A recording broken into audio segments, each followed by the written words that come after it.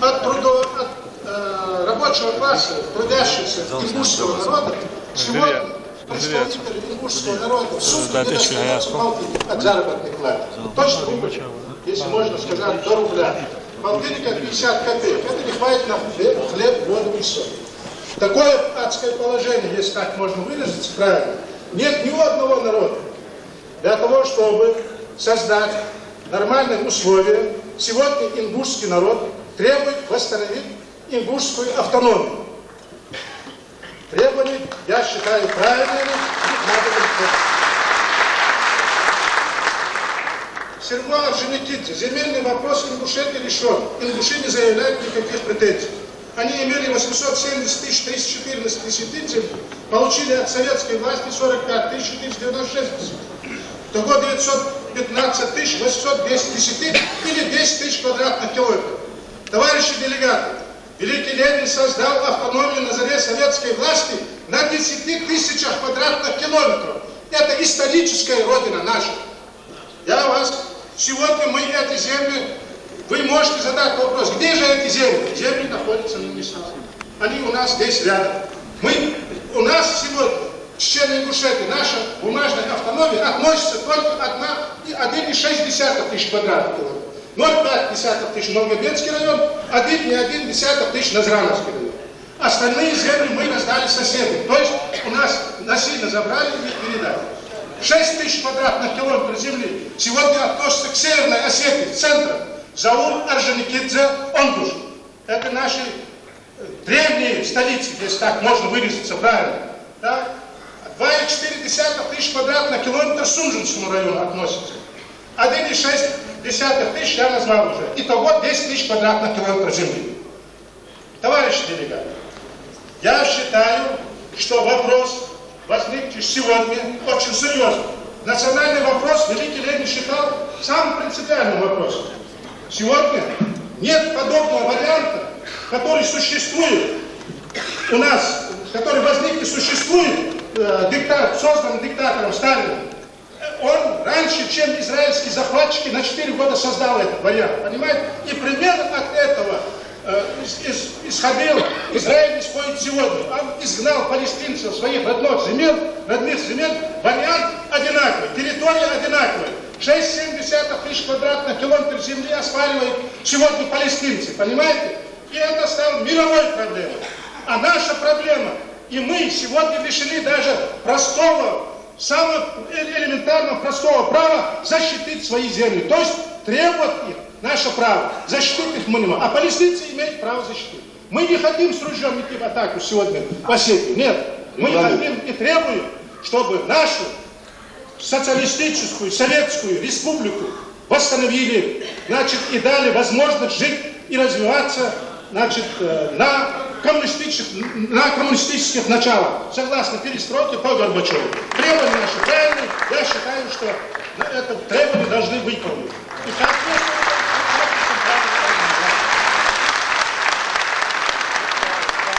хочу подчеркнуть еще, чтобы вы правильно поняли. 3,9 тысяч квадратных километров относится к Юго Осетии. 8 тысяч квадратных километров относится к Северной Осетии сегодня. Почему такие привилегии созданы? Чем они отличаются? Ведь Ленин подчеркивает национальную политику, что никаких привилегий. Равные нации должны на равных условиях жить. Мы требуем только свое, мы чужое не требуем. И мы просим Центральный комитет партии и Горбачева лично, и Верховный Совет СССР восстановить нашу автономию по границам великого Ленина. Исторически.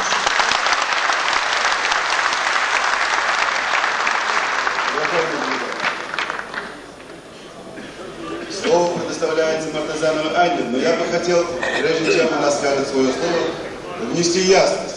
Сюда поступили многочисленные записки, значит, с просьбой сократить перерыв на час, в связи с тем, что желающих выступить очень много.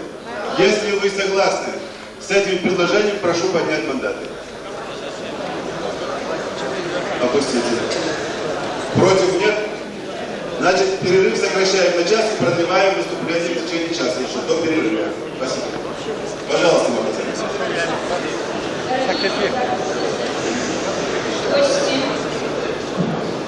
Гости приглашенные.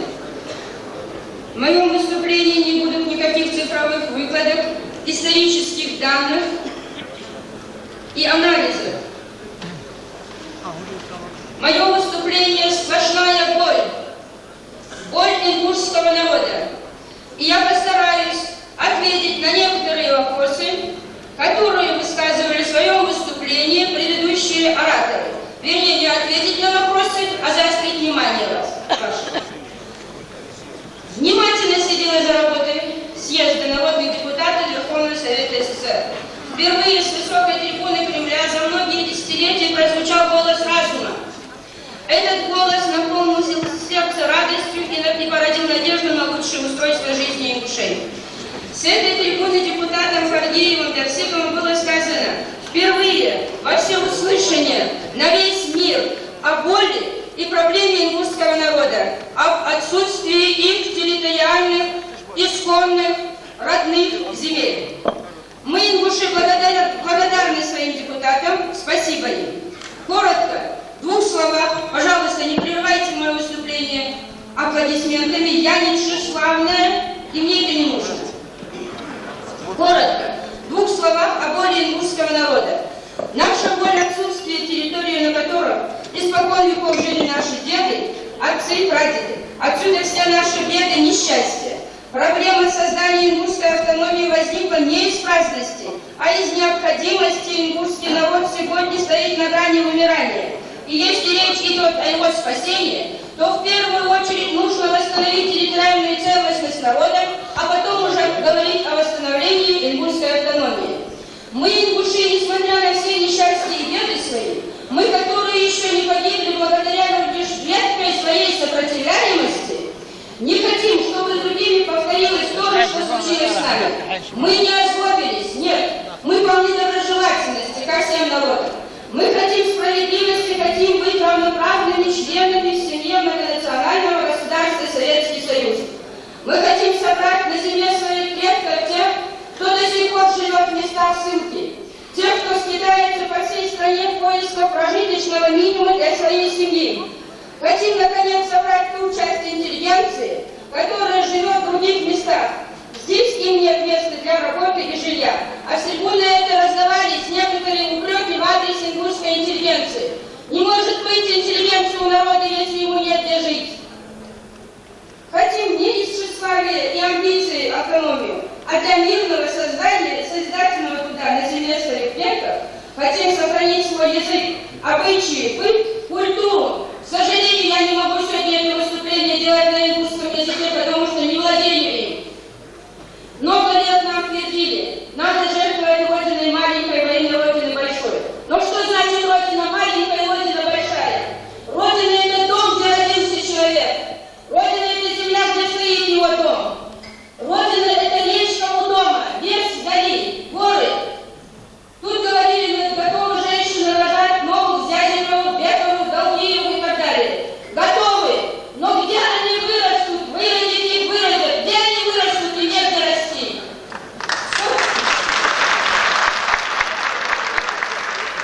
Если этого нет дома, то из чего сложится Родина большая? Нам говорили, терпите, ждите. Сколько? Мы смиренно ждали, жертвуем вот уже 45 лет, хотя прекрасно понимаем абсурдность, несогласность жертвы. Что получается на деле? Во имя кого жертвуем? Во имя осетин, которые живут в наших домах, на нашей земле, за наш счет.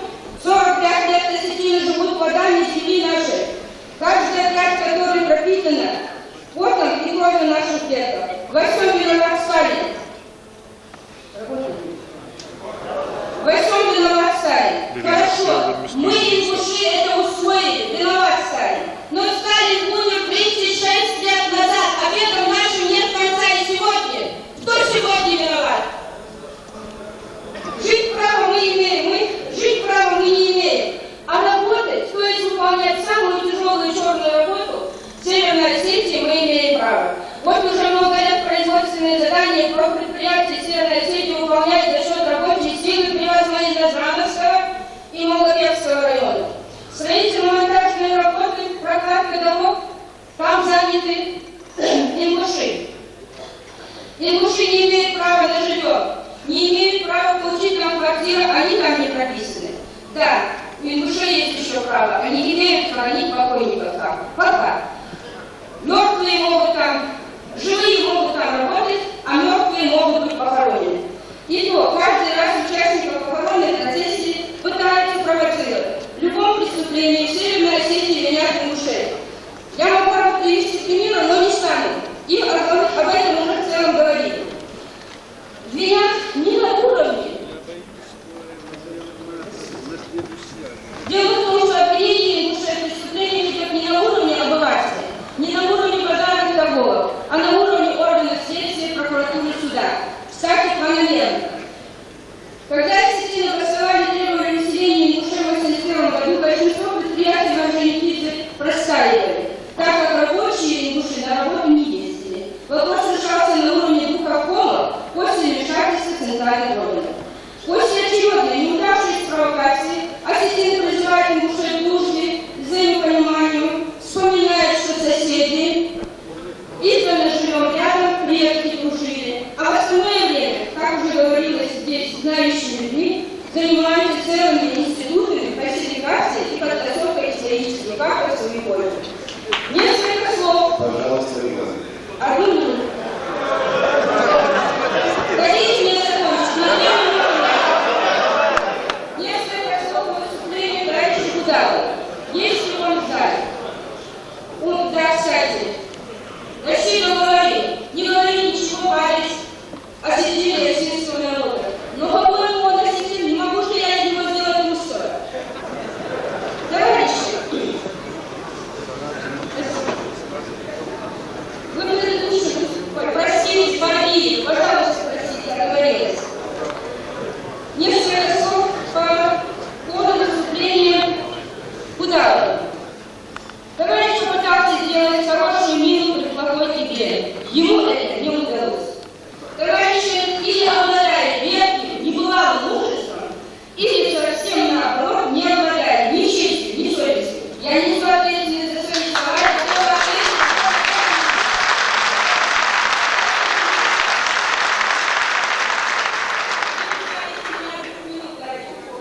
Это же надо явиться сегодня на Ингушский съезд и заявить: автономию, если делаете, добивайтесь, но о переходе границ не думайте.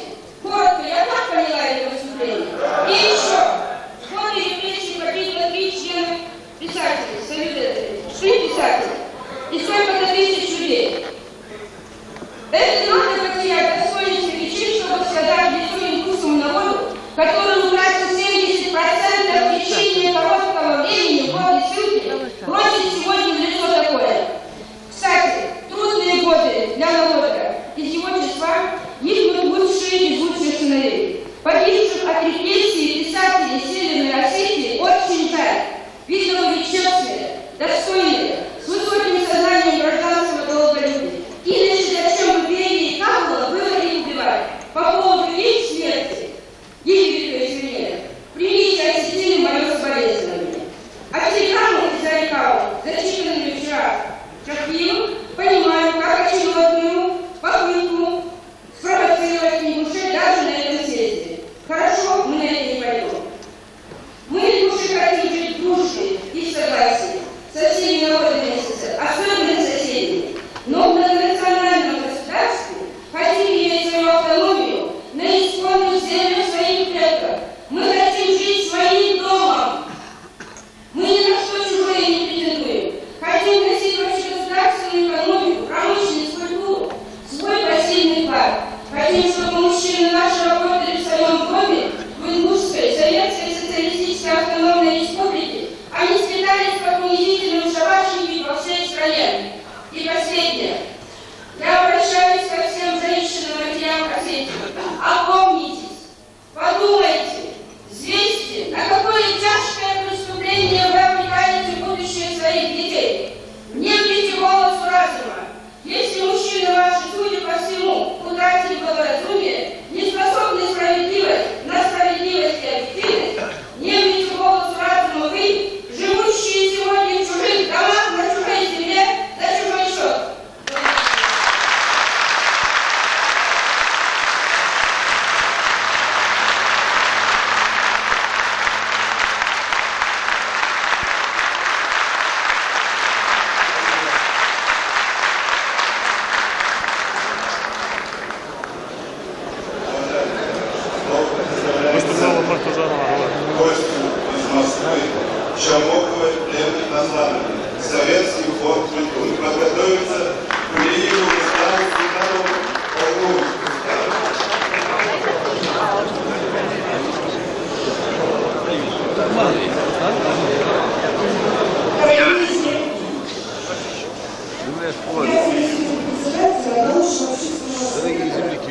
сохранению и развитию культуры малых народов. И мне хочется думать, что я одновременно могу представлять секцию Советской социологической ассоциации социологии национально-политических отношений, которого я не скажу. Но буду я выступать от собственного имени. Я хотела бы вам пожелать и от всей души успеха в реализации вашего желания добиться национального суверенитета. Но я бы также хотела пожелать добиться национального суверенитета месьетинским туркам, которые пережили страшную трагедию, теперь по всей стране ищут себе место временного пристанища. Я бы хотела также пожелать успеха нашим друзьям, которые первые пришли к нам в научно-общественный совет, пришли 45 представителей чеченцев-армянцев, тоже успеха в их желании вернуть свою малую родину. Я хочу пожелать успеха также крымским татарам, которые в течение целых веков соседствовали рядом с моим родным народом адыгами. Я бы хотела также пожелать успеха причерноморским шапсугам, курдам, уйгурам, грекам, и пусть меня простят тех, которые я не назвала, потому что я согласна с вами, в решении этой проблемы не должно быть слова «и другие».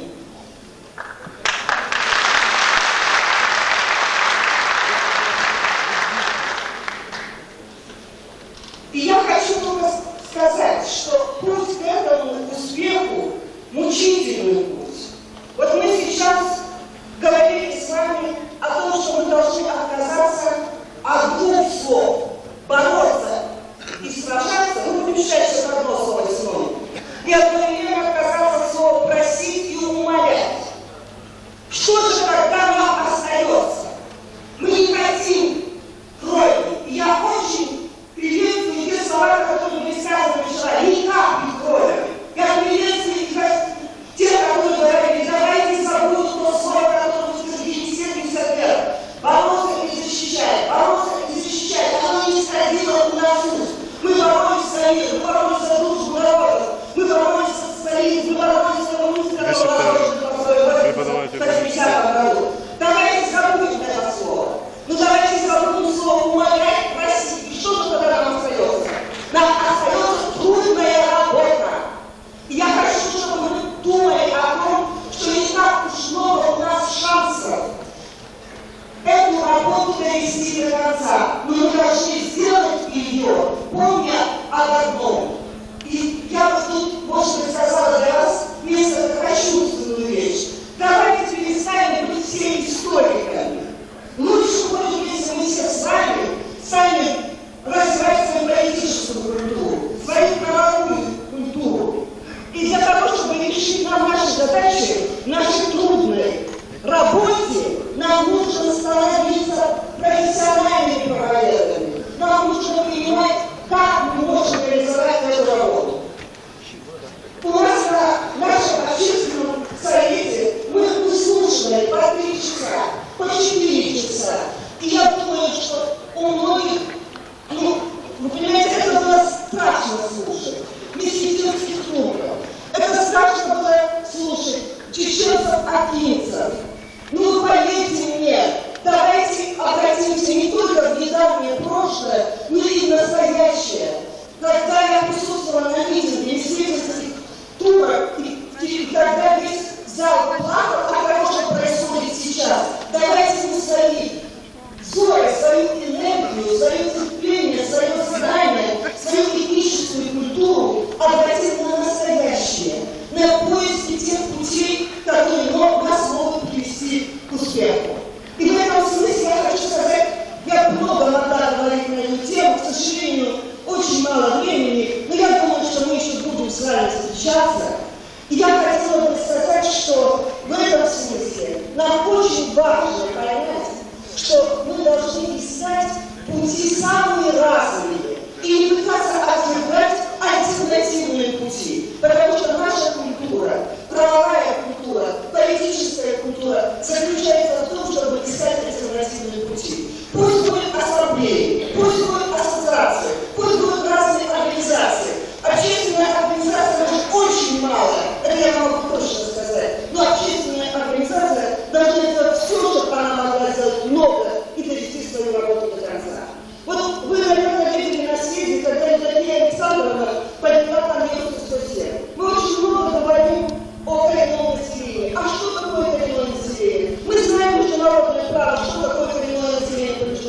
право. У нас есть право, что такое коренное население. И я думаю, что давайте попробуем. Я предлагаю, например, сейчас вот депутатов партию, который, к счастью, нас поддержал и создал инициативную группу при нашем совете, начать с того, чтобы попытаться поразмыслить, имеет ли к нам отношение Конвенция 107 и поможет ли она в решении наших трудных проблем.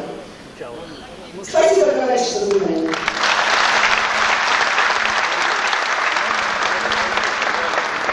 Слово предоставляется Плиневу Руслану Султановичу. Подготовится Ахипов Василий. Уважаемые товарищи, рабочие съезда принимают участие военнослужащие, ваши земляки, находящие службу в различных регионах страны. Мы благодарны комитету за то, что нас пригласили на этот съезд.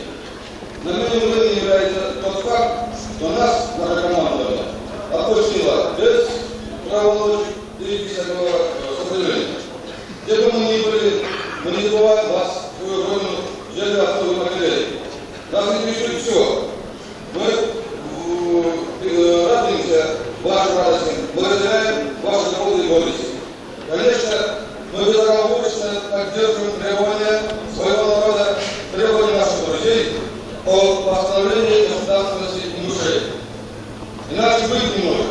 Мы интернационалисты, но вместе с тем мы плотно своего народа, мы сыновья своего народа. Съезд является для нас подлинным праздником. Он сам по себе выступает свидетельством торжества и исторической справедливости.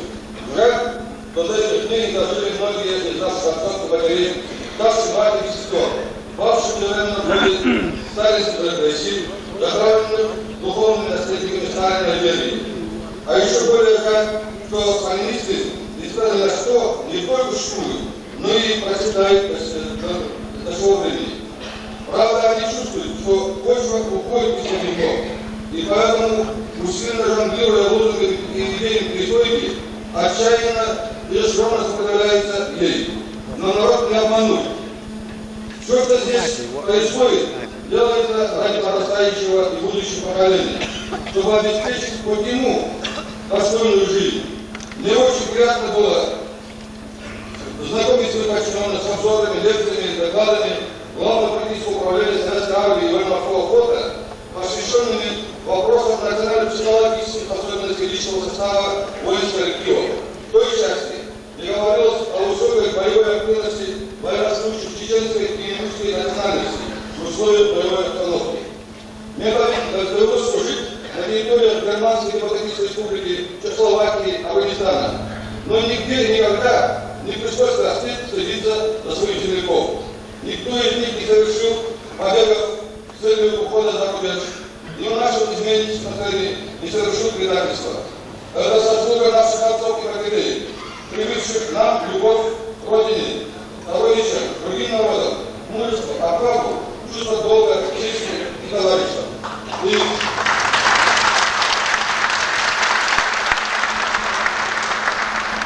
само по себе обстоятельство начисто отвергает сфабрикованный бедерскими и сталинскими опричниками миф о массовом предательстве чеченских ингушей в годы минувшей войны.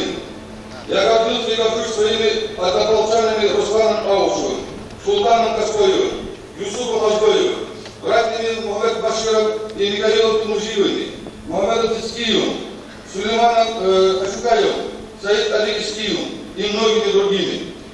К сожалению, мне часто приходится слышать и о том, когда характеризуют воинов чеченской и ингушской национальности, что крайне недостаточно низок общеобразовательный уровень.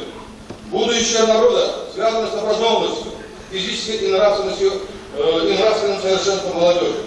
Поэтому не могу спокойно слышать, кто каким образом относится в Северной Осетии к школьникам ингушской национальности. Как это называть?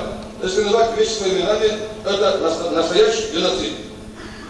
Продолжая выступление, считаю необходимым отметить, что доклад, изложенный съезду, произвел на меня в целом хорошее впечатление. Он насыщен фактическим материалом, аргументированными обобщениями и выводами. Товарищ Каскоев совершенно справедливо говорил о том, что немало лучших представителей наших народов ошельмованы. Делалось это для того, чтобы опорочить их в глазах народа, да и народу преподать урок, дабы знал свое место. Но Каскоев вольно и невольно подхватил намеренные клевету и домыслы. Он подчеркивал в докладе, что партии были установлены лишь только те, кто отказались от своих былых убеждений и раскаялись в том, что обращались в 1972 году ЦК КПСС с письмом о судьбах ингушского народа. Жаль, что он не пояснил в отношении кого и насколько это справедливо. Я уверен, что Каскоев не имел права говорить столь однозначно и категорично о делах, которые он или не посвящен, или не желает быть посвященным. Во всяком случае, эту часть его доклада следует расценивать как оскорбление таких известных всем вам людей, как Идрис Базоркин, Султан Плиев, да и других.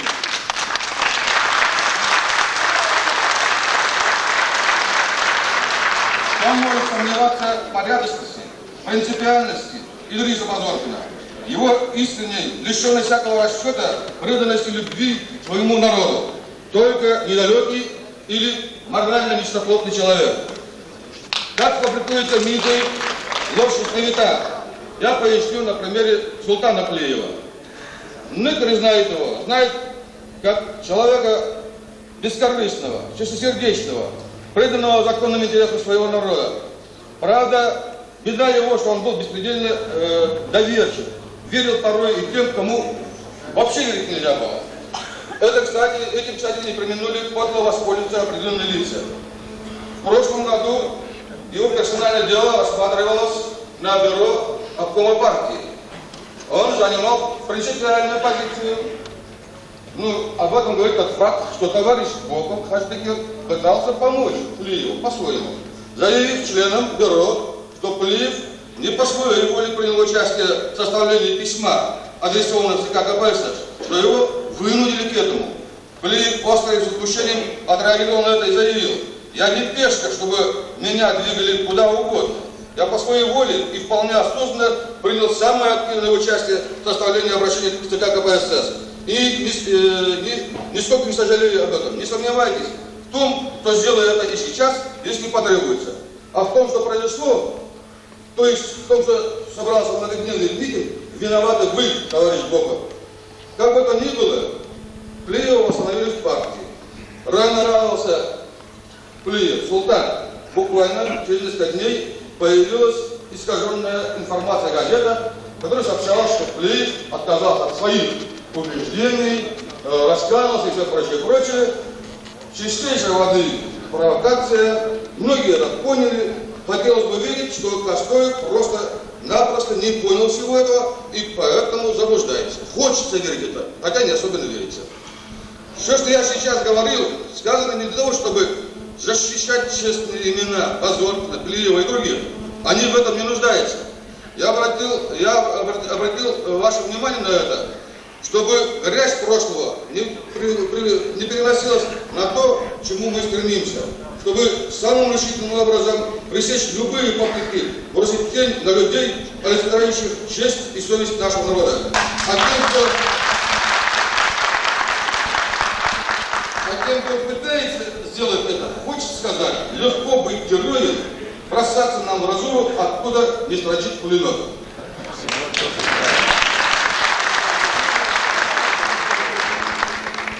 Я редко бываю на родине, но даже в эти дни приходится слышать порой вопрос. Вот скажем, восстановим нашу государственность. А какое ее будущее? Не придется ли влачить жалкое существование из-за острого дефицита грамотных, способных кадров, организаторов действительно националистами? В общем, со всеми теми, кто хоть в какой-то степени является противником перестройки, сторонником консервации всего реакционного во имя личных, клановых и иных групповых шкурнических интересов. Я уверен в том, что здоровые силы и мужчины сделают все для претворения в жизнь идей перестройки, несут достойный вклад в дело торжества перестройки в масштабах всей страны, и тем весомее будет этот вклад, чем быстрее будет восстановлено наше государство. Спасибо. По многочисленным просьбам наших спортсменов я хочу зачитать вам, что в этом зале присутствуют наши замечательные спортсмены, чемпион Олимпийских игр Арсамаков Исраил и чемпион Европы Ваха Евлоев. Поздравляю!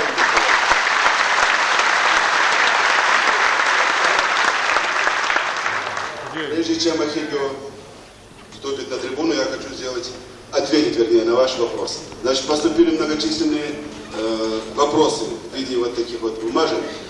Находится ли в нашем зале депутат Верховного Совета СССР Собчак? И если находится, то почему он не выступает? Я должен вас немножко разочаровать, товарищи, что Собчак не смог явиться, и вот прислал только что мы получили телеграмму. Я зачитаю. Дорогие друзья, сердечно поздравляю открытием съезда. Сожалею, не смог принять участие в вашей работе из-за Ленинградского совета пожеланий успехов в выработке решений о будущем вашем народе на основе законности, в духе уважения ко всем народам нашей страны. Только вместе мы можем решить все наши проблемы с искренним пожеланием успехов. Народный депутат СССР Собчак Александр Александрович. Подготовиться секретарю пригородного райкома партии Северо-Осетинской АСР Пуштовой Елизавете. Дорогие делегаты и гости второго съезда ингушского народа, я говорю от имени трудовой интеллигенции города Ошникидзе, где я родилась в 1938 году.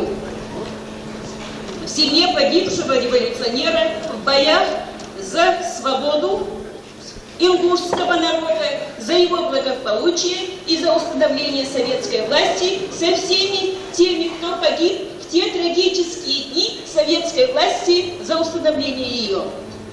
Я говорю от имени женщин, я говорю от имени интеллигенции ингушского народа, проживающих в пригородном районе. Я говорю от имени тех, кто не дожил до сегодняшнего светлого дня, которые легли костями в сибирских степях, над могилами которых нет памятников, никто их не навещает, хотя это святой долг каждого из нас.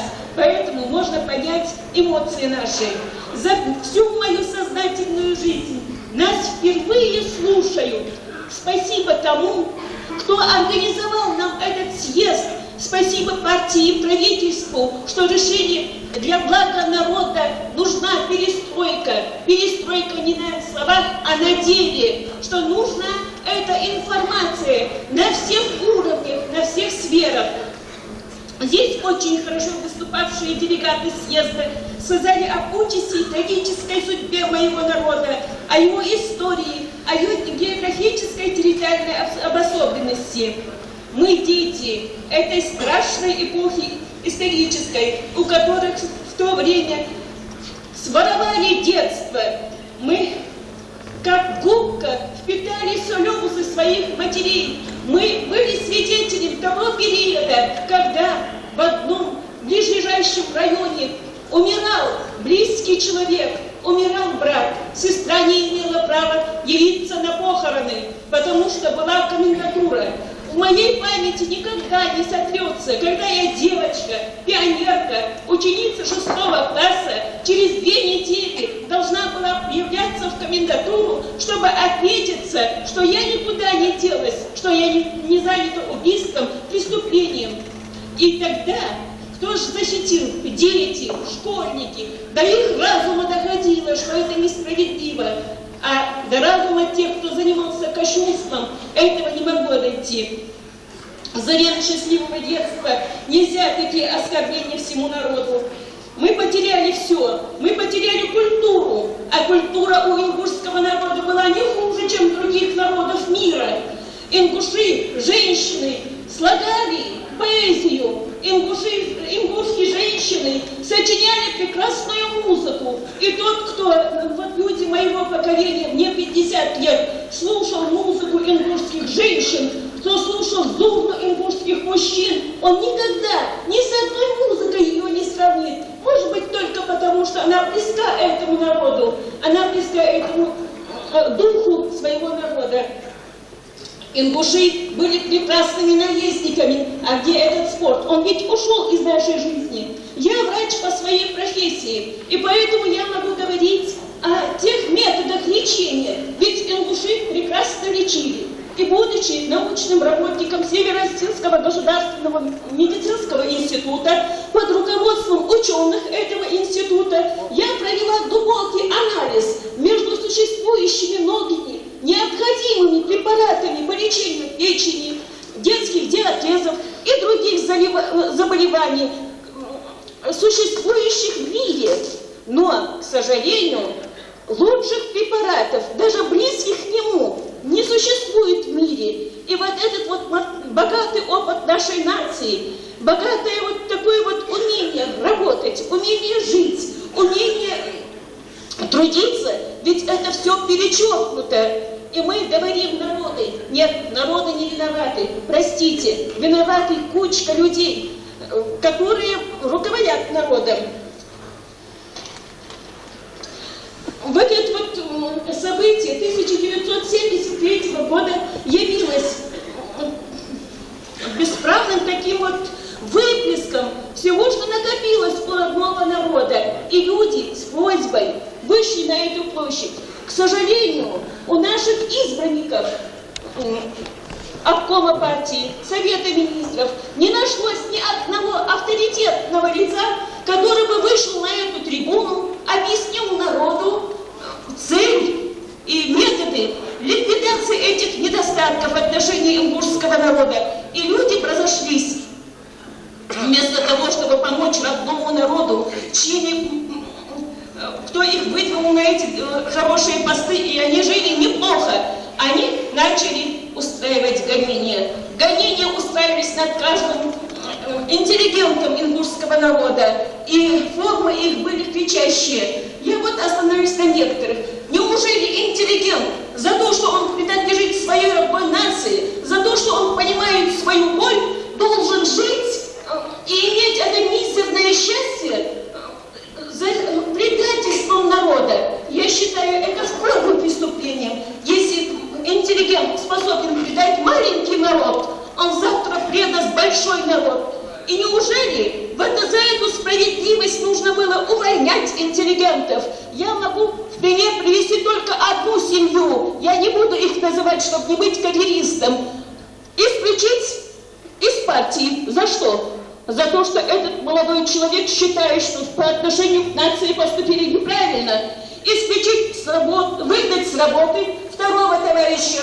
Выгнать не раз, выгнать не два, выгнать не три, выгнать не 4 раза. Разве это справедливые меры? Чем заняты обкомовские работники, работники Совета министров двух республик, которые травят друг на друга нации, мешают нам в повседневном нашем труде, мешают нам плодотворно работать? Вот я по профессии врач, и вместо того, чтобы спасать своих больных в инфарктном отделении, вместо того, чтобы проводить правильно лечебно-профилактическую на промышленных предприятиях, неужели государство на меня затратило огромную сумму, чтобы я только удовлетворила угрозы вышестоящих организаций, в том числе партийных работников, в том числе чекистов?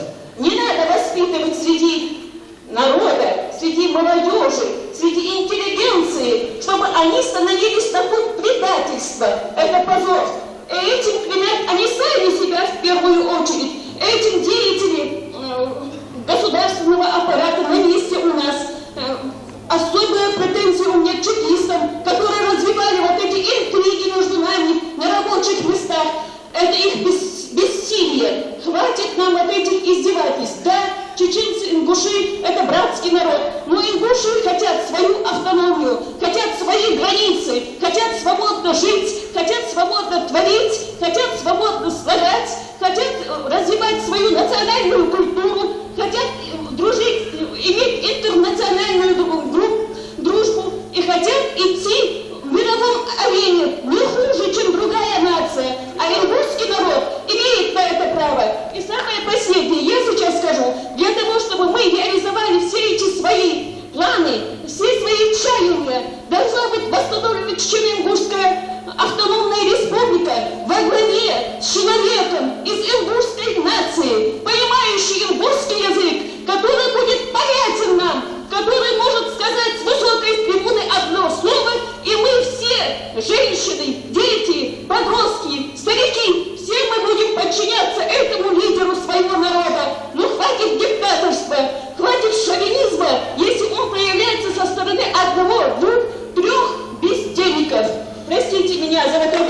национальность, я за республику чечено-ингушскую и свободную, справедливую жизнь.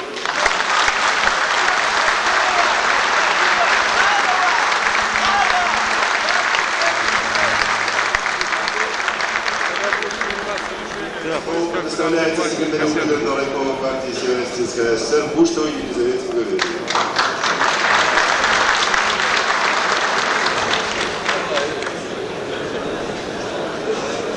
Дорогие товарищи делегаты, гости нашего съезда, я, наверное, на этой трибуне не случайно, потому что я впервые стала секретарем райкома партии Пригородного района. Это случилось в 1985 году. Наверное, правильно люди рассудили, и после тех событий, которые произошли в Грозном, и после тех событий, которые произошли в городе Орджоникидзе, что в райкоме партии Пригородного района должно быть свое национальное представительство. И вот если бы вот так решались вопросы и в отношении всех дел наших, то, наверное, многие сегодняшние вопросы с повестки дня уходили. Но, тем не менее, как бы ни говорили мы, о чем бы мы ни говорили, наверное, красной нитью и невозвратимым понятием сегодня на нашем съезде является мысль о том, что ингушскому народу нужна своя государственность. И нет, наверное, ни в этом зале, ни среди других людей, которые хоть что-нибудь смыслят и службы, в смысле и дружбы, и взаимопонимания, и то, что сказано и в проекте платформы Центрального комитета КПСС, что по-другому этот вопрос решать нельзя. Действительно, очень много пришлось перенести ингушскому народу. И сегодня вопрос, который он ставит, он закономерен и исторически, и нравственно, и сегодняшним днем. В Пригородном районе проживают представители более 30 национальностей.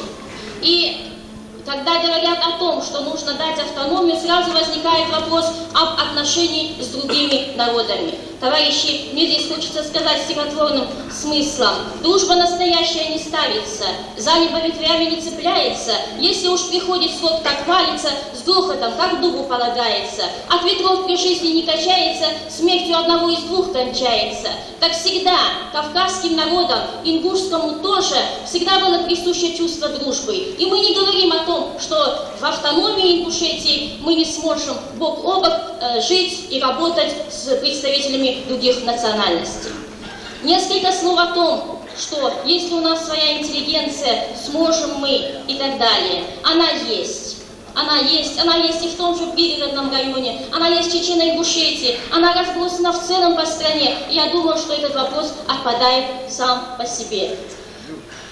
Много раз мне приходилось поднимать проблемы и вопросы кадровой политики в нашем районе. Сегодня серьезные перекосы в этом вопросе. И я думаю, что этот съезд поможет и в этом направлении, а тем более, если будет решаться вопрос государственности, то эти вопросы будут решаться по-партийному принципиально.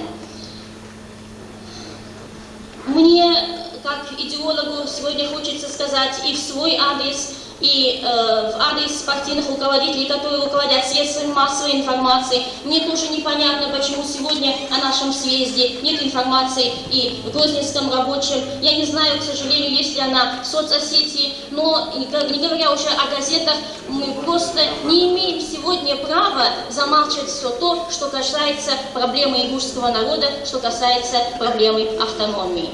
И я хочу вам от своего имени сказать, что я сделаю все, что от меня зависит, чтобы эти вопросы решались в духе проекта платформы нашей партии.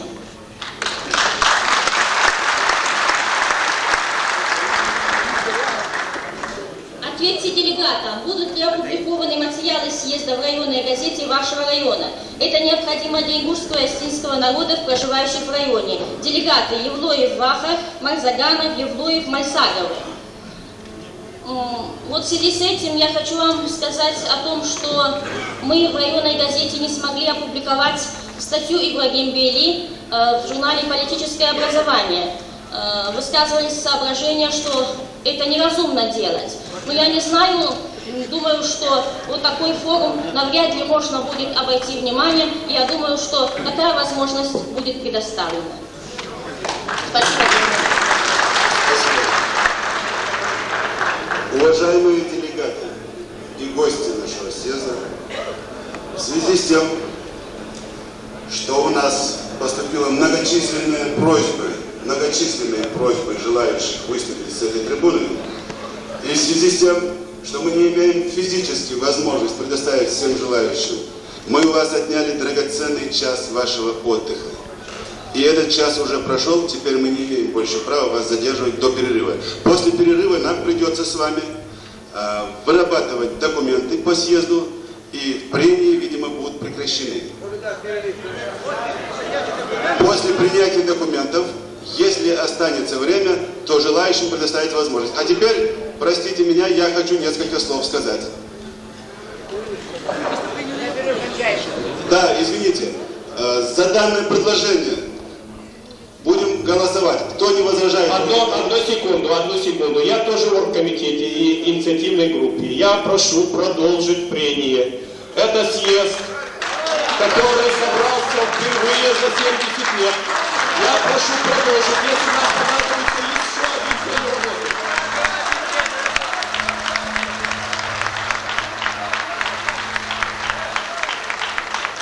Неужели мы за 70 лет не можем один рабочий день взять?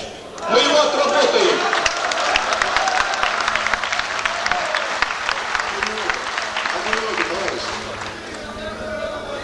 Если бы... Одну минуту, я прошу простить. Мероприятие одно.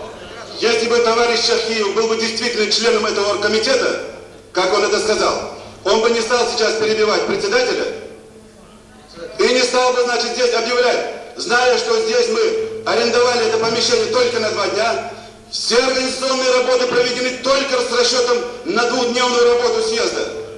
И все связанное с этим. Это же не так себе просто. Вы не хотите, чтобы был съезд сорван? Пожалуйста, подчиняйтесь президиуму и его председателю, в данном случае меня. Сейчас я хочу сказать пару слов. Вчера было объявлено мне слово предоставить, по какому праву вы меня лишили? Так, есть предложение прекратить прение. Кто за это, прошу занимать мандат. Я прошу к вам, обращаюсь к вам. Я ветеран Великой Отечественной войны, награжденный 5 орденами. Много не видали. Мне не дали слово. Я прошу вашего разрешения дать представить мне слово. Я один из участников, который в репрессированное время, знаете, участвовал в этом событии. Но не даете голосовать. Есть предложение прекратить прение. Кто за это? Прошу голосовать. Чтобы не взорвать нам съезд. Покажи, покажи. Мы разорвем съезд, если мы не будем. Опустите. Кто против? Считаю, что большинством голосов прекратить прение. Товарищи, после перерыва, после выработки документов останется время, можно будет еще продолжать прение. А сейчас разрешите пару слов. 1 минуту. Давай, оргкомитет.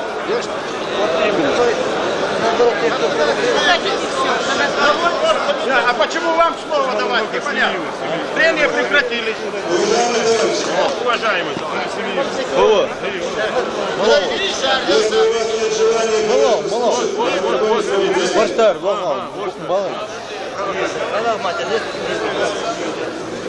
так, будем слушать. Товарищи, я, как житель Северо-Осетинской АССР на сегодняшний день, не имею права не сказать свое слово с этой трибуны. Иначе меня неправильно поняли те избиратели, которые меня выбрали на этот съезд.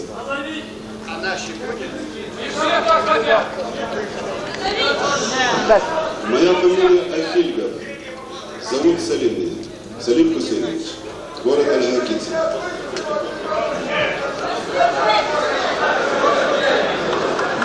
Значит, сегодняшний съезд ингушского народа Жизнится на платформы партии. Наш проект программы ЦК КПСС по национальному вопросу. Что мне кажется в этой программе? Мне кажется, проект программы – это бумажный кораблик. Пока на него смотришь, он красиво плывет, но стоит на него ступить, конечно, он утонет. Это относительно ингушской автономии и народу Ингушетии. Более 300 лет ингушский народ борется за выживание. Так когда же мы будем жить, товарищи?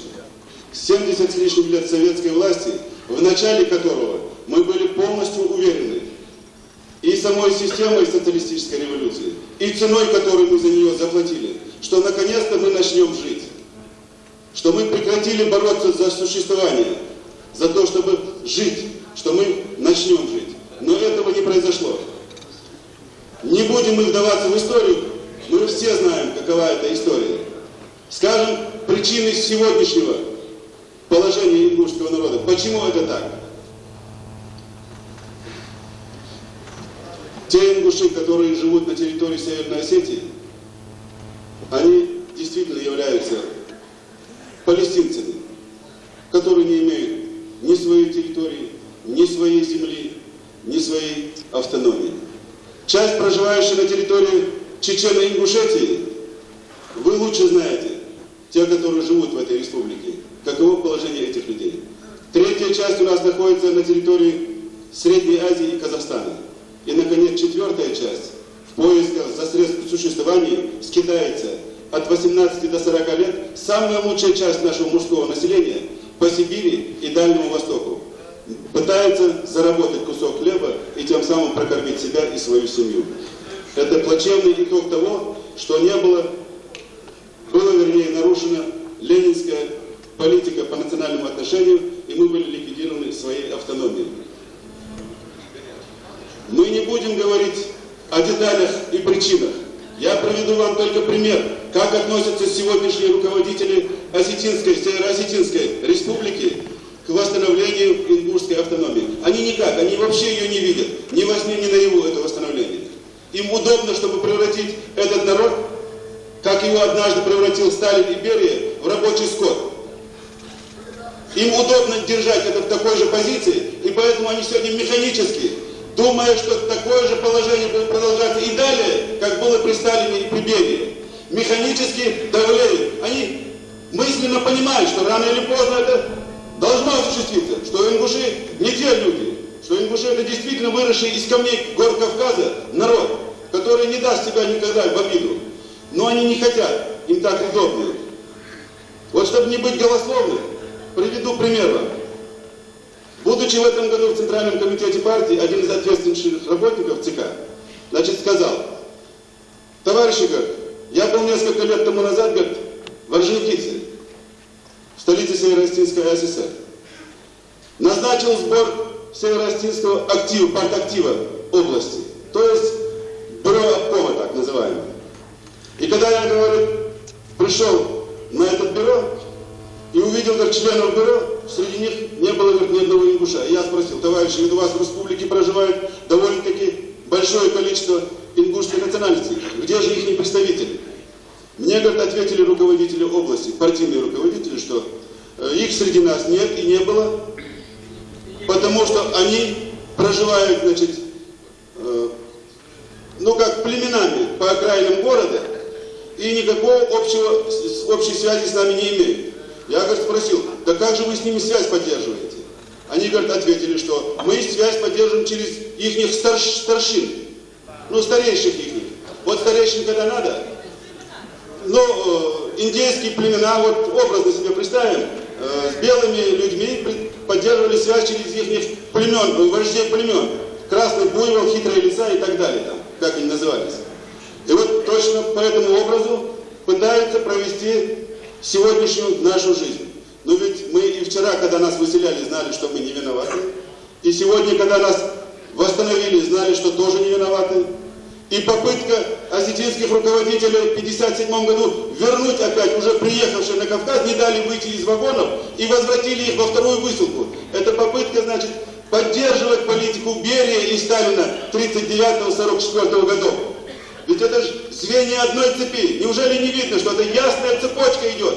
И каждое их преступление является отдельным звеном в этой преступной цепи. Кому это нужно доказывать? Или мы с закрытыми глазами смотрим на этот мир?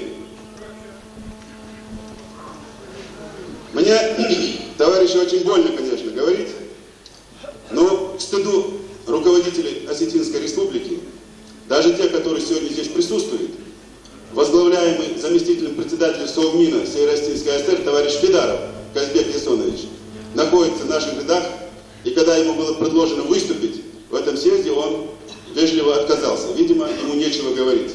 Естественно, мы его понимаем. Конечно, надо было узнать мнение его. И не будем мы сегодня, товарищи, отдельных людей обвинять, но та когорта вельмож, который восседает на бюро обкома партии Северо-Осетинской, вельможи с партбилетами в кармане, мы их видим, конечно, невооруженным глазом, и уже мы видим методы, которые с ними можно и нужно бороться. Мы только надеемся, что сегодня свежая струя современной политики коснулась и Северо-Осетинского обкома в лице его нового первого секретаря обкома партии. Мы неоднократно имели с ним личную беседу, и человек оставляет очень хорошее впечатление. Сегодня, как один все, весь ингушский народ, я могу это смело сказать, требует восстановления своей автономной республики, восстановления своих гражданских, юридических и других прав, и только это может удовлетворить ингушский народ. Я желаю, чтобы в ближайшем будущем наши чаяния, душевные чаяния ингушского народа были удовлетворены. Да здравствует Ингушская автономная республика!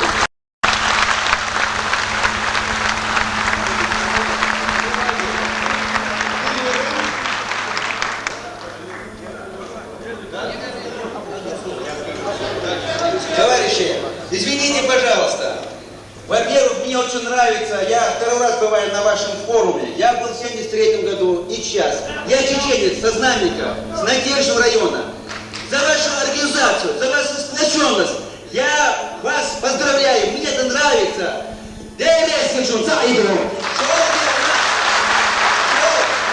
Республика, что тается, что арендатор, что историк ват, что профессор ват, что арендатор, что комбайн дахватин, ачкшор, вена, что тается, гношничу, позвает на со.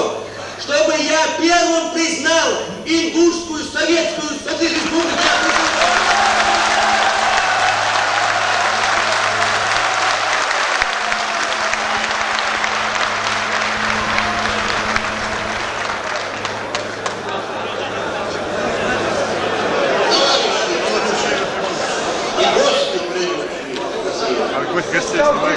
Мы приехали из Дагестана, мы чеченцы аргентины. По приглашению мы приехали, но нам слова не дали на этом съезде. Ну и за это большое спасибо, желаю вам успеха.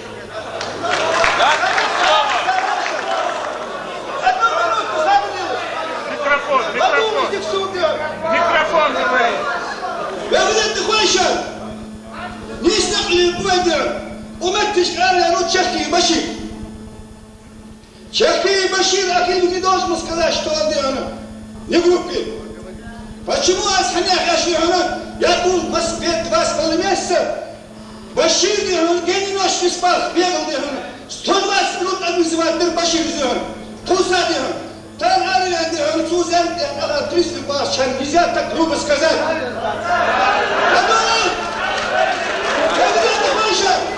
Быстро приду, проекты, мне сюда, они допоздна выступать надо.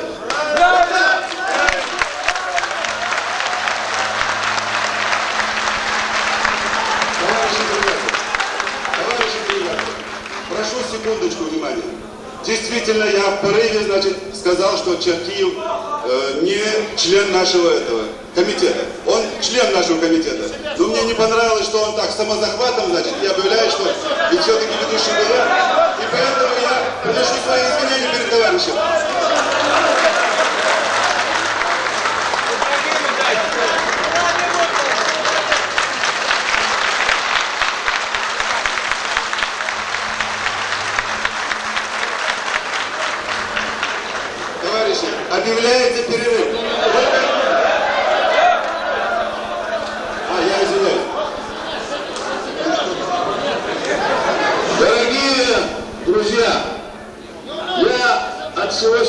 присоединяюсь. Я хотел это первым сделать, но мой друг Даршигов Муса сделал это благородный жест, и я его поддерживаю, потому что я тоже являюсь одним из свидетелей того многогранного, неутомимого труда, который вложил в сегодняшний наш вот этот день Башир Чахки в Москве.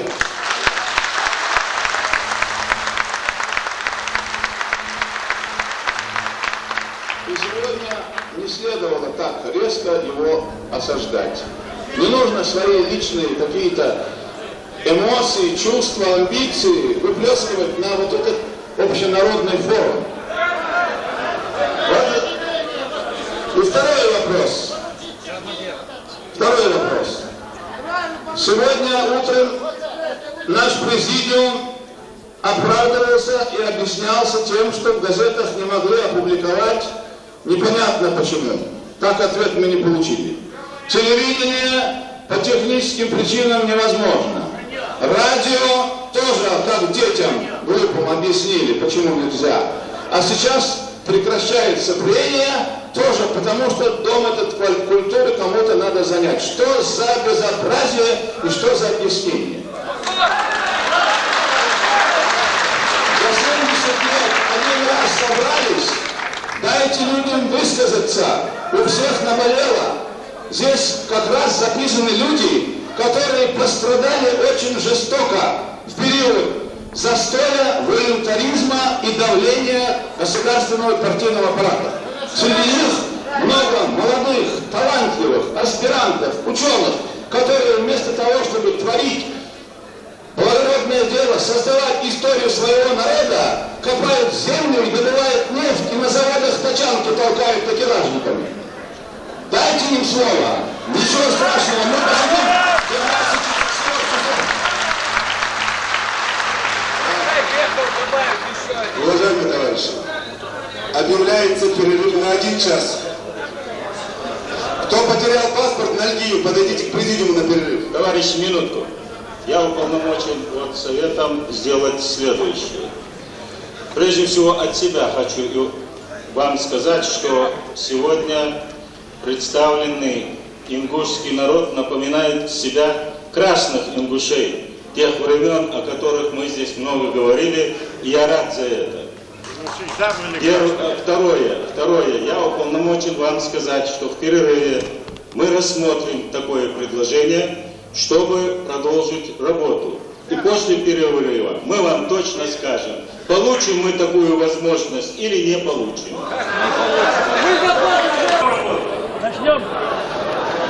Окончательно хождение, давайте рассаживаем. Идем пауза. Продолжим. Молодец. Здесь.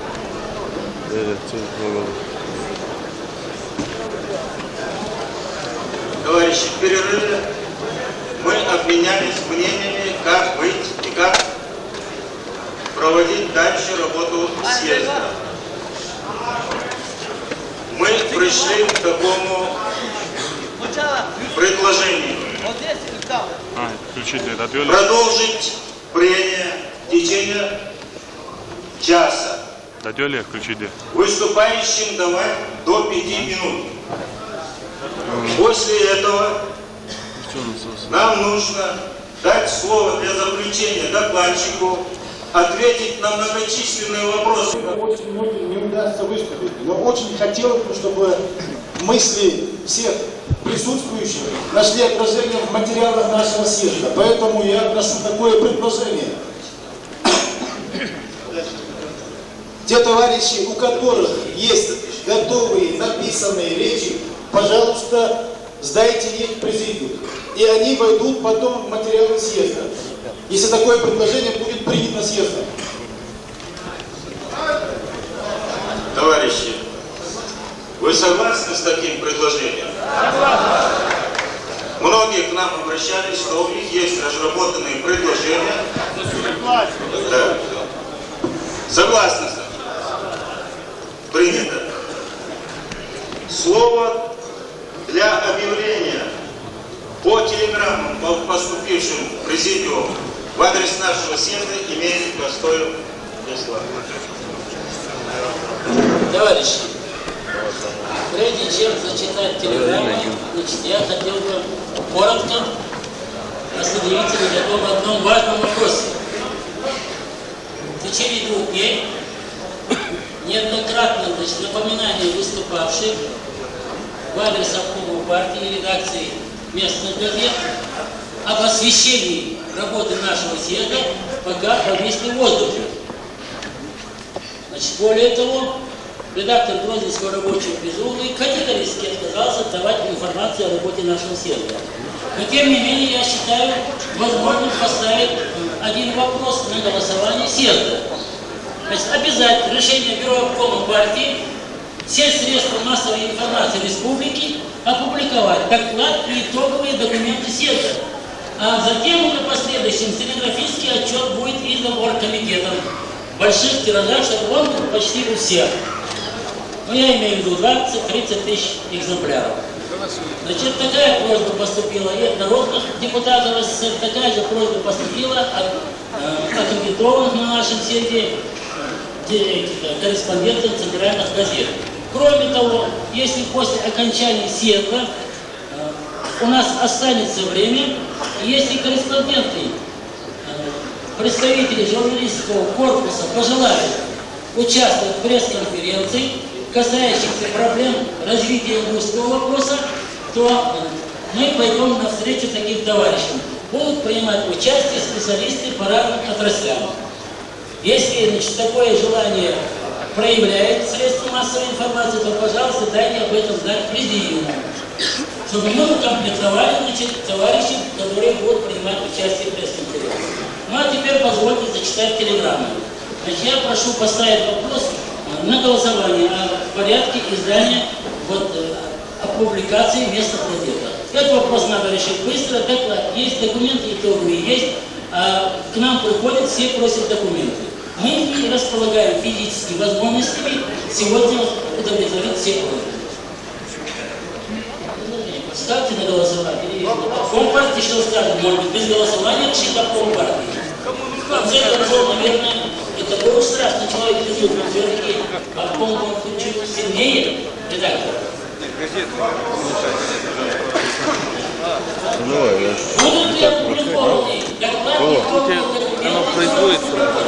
мы печатаем десятки круг выступлений круглой народы, облёкнешь наш народ. Но публиковать такие документы мы до сих пор не получили ответа. Я хочу пояснить.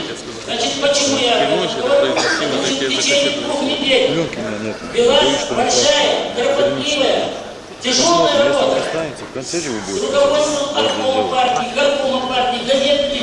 Мы все вопросы, которые поднимали на сети, от прямой трансляции, радиотрансляции, телевизионной, печатания, объявлений, широкой информации, все это мы предварительно в своей работе проводили, но пока безуспешно.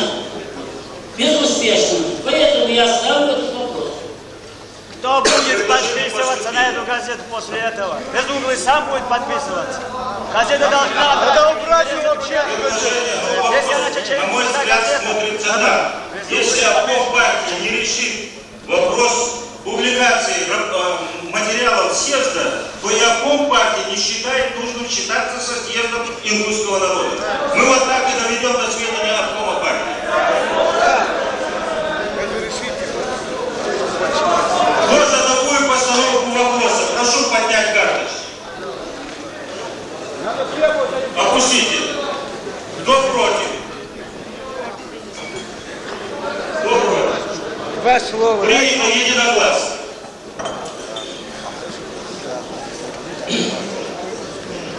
Товарищи, поступил целый ряд телеграмм в адрес нашего съезда русского народа. Позвольте зачитать некоторые из них.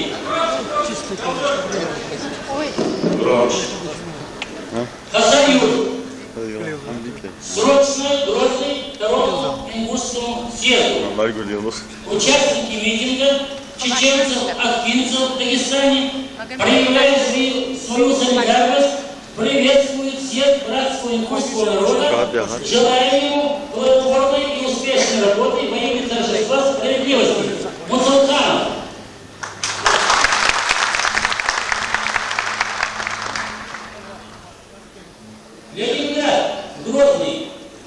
имени Ленина оргкомитет съезда ингушского народа. Ну, это телеграмма Собчак, мы ее зачитывали перед обедом.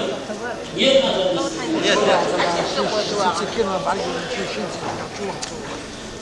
Дальше телеграмма Галашки, ЧС, срочно Грозный, второму съезду ингушского народа. Поздравляю с началом работы съезда, желаем больших удач, педагогический коллектив Галашинской средней школы номер 2.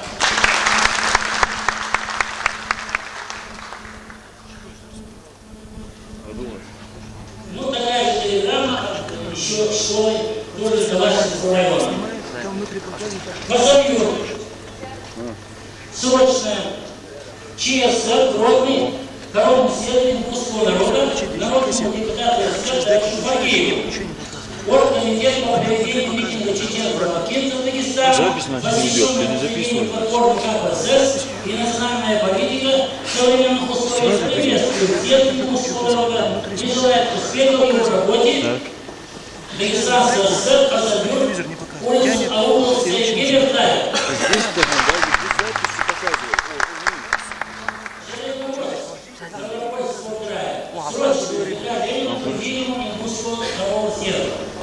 Глубоко сожалеем, что из-за болезни не смог приехать на съезд, желаю ему успешной работы, осуществления намеченных целей, уважением Туркаев. Из Грузинской ССР Юга Осетии Цимбани, срочно Черноморская ССР, Грозный, Дом культуры имени Ленина, сессия Верховного Совета ЧССР. Ну, немножко перепутали. Народный фронт Южной Осетии, Агамонный Хас, как и весь народ Юга Осетии, с большим вниманием и тревогой следят за опасным развитием отношений между двумя братскими народами, приветствуя процессы национального возрождения ингушского народа. Мы, однако, считаем, что переводить перестроечные процессы на путь разжигания межнациональных конфликтов и ревизии границ суверенной республики недопустимы. Совершенно недопустимо в столь сложной политической обстановке взаимопонимания и взаимоподдержки северокавказских республик подменять враждой и территориальными притязаниями, ведя к тому недостойные для горцев сепаратные переговоры с грузинскими реформистами. Территория Северной Осетии неделима. Это реальность, и никто не может по желанию делить земли своих соседей. Это наше твердое убеждение. Мы надеемся, у наших ингушских друзей достаточно мудрости, чтобы не сталкивать наши народы на гибельный путь конфронтации. Добрососедство, которое уже принес немало бед, нарушая традиции добрососедства, которые, как сегодня, необходимы для общего нашего дела, с надеждой на лучшее и с наилучшими пожеланиями Народный фронт Юга Осетии Агамонный Хас. Вот такая товарищи, значит, мы получили телеграммы. Значит, если вы желаете, можем ответить. Нет, значит, на съезде будут приняты документы. Мы договорились с вами учитывать плюрализм мнений и спокойно деловой обстановки завершили работу съезда. У нас достаточно сил ответить на любые подобные документы. Поэтому не надо особенно возмущаться. Давайте спокойно будем отвечать. У меня все. Я считаю, что отвечать на такие телеграммы минимум. У нас свой путь, и мы с этого пути не сойдем.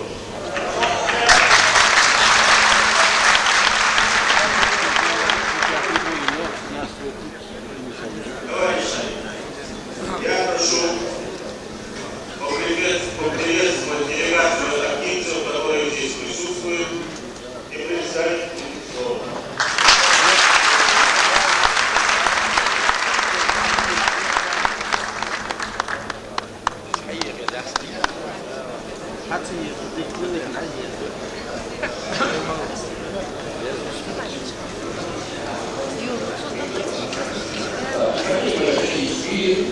Работаю директором по буханию Киева, по Союзовскому районе, чеченец, афинец, имею еще детей, в таком возрасте 50 года, вот мои коротко.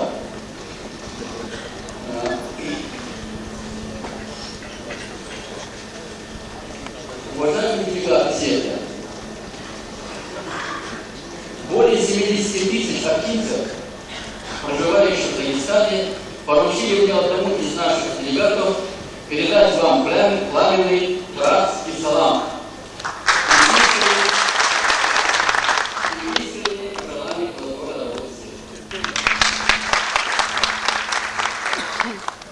Байнавский народ, как и все другие народы нашей страны, до сих пор стоит на прав на изорванную революцию.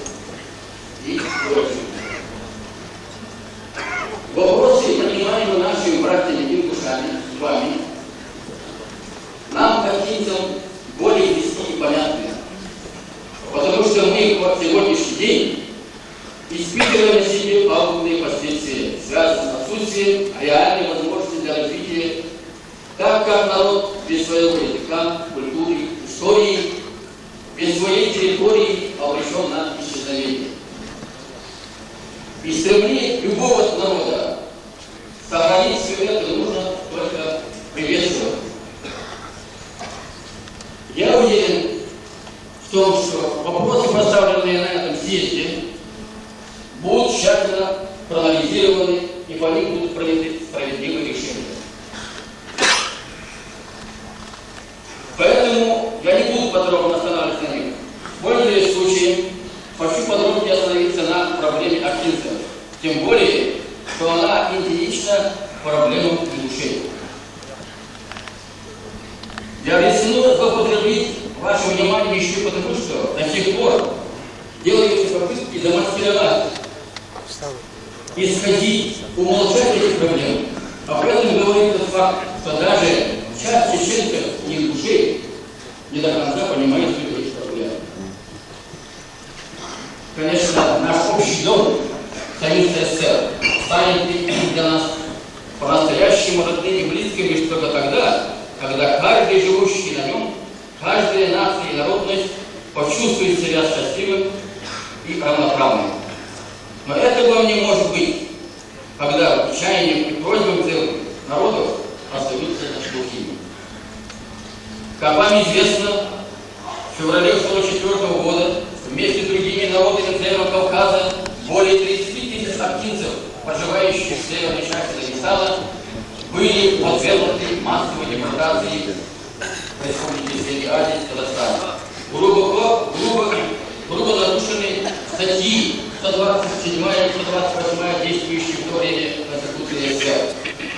В результате этого чудовищного незнания более половины народов осталось лежать на чужой земле. Такой страшный трагедии народ не испытывал за всю свою предыдущую историю. 20-й съезд КПСС снял с высланных народов его изменников, в кавычках, разрешил вернуться на родную землю. Автономии республик Северного Кавказа были восстановлены. Народы вернулись в свои родные места. Но мы, волей судьбы, оказавшиеся со своей территории, еще с 1921 года в составе Дагестана до сих пор не восстановлены в своих правах. Вопреки известным указам и постановлениям, нас вернули в Дагестан по оргнабору, как рабочую силу. Это было очередное издевательство над народом. По возвращении им не разрешили вернуться в свои села, на свои земли, в родные очаги предков.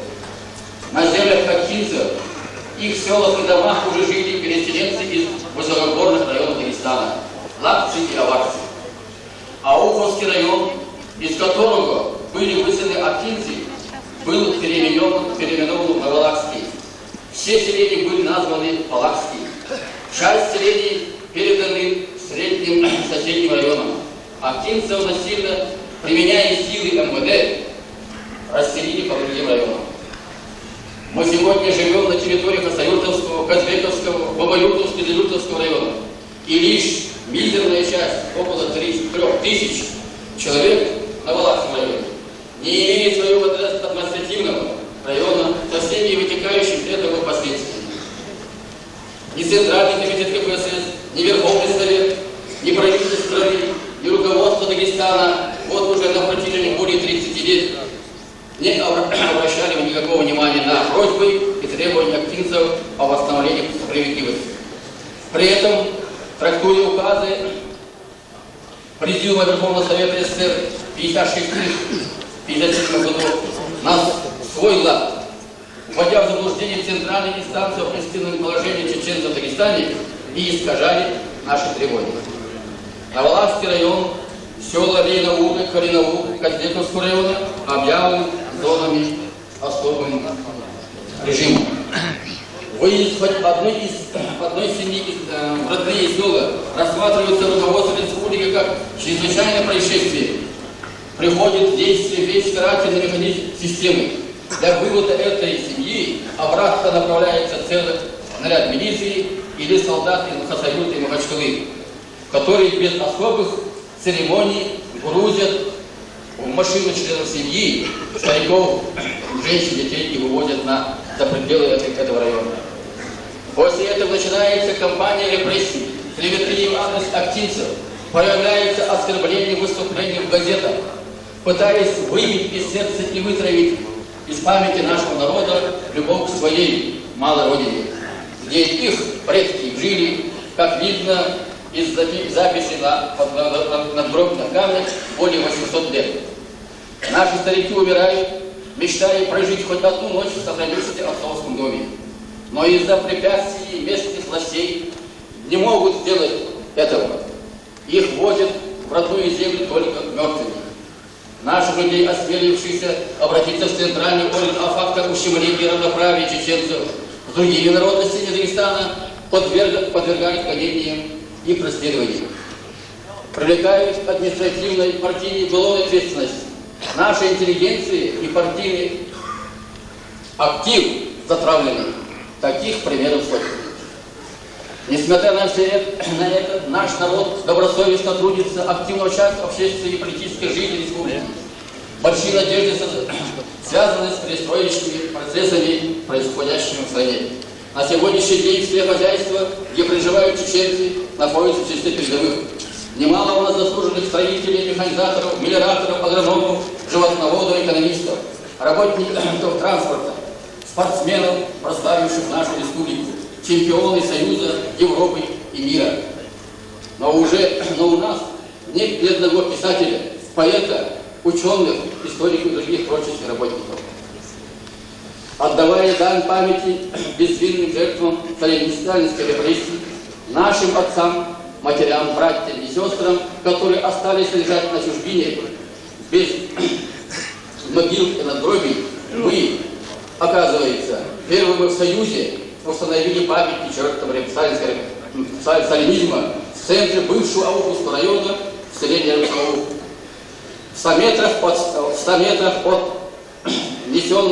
снесенного с лица земли дома, где родился герой Советского Союза Ампашан Вадимов. Наверняка было бы справедливо, если бы судьба распорядилась так, чтобы на этом месте был возведен памятник герою, кстати, который отсутствует на его родине.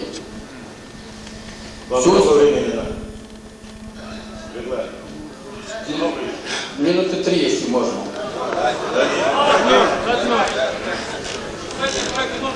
Чувство братства и общности наших исторических корней нас обязывает порадоваться успехом всего чеченского и ингушского народа.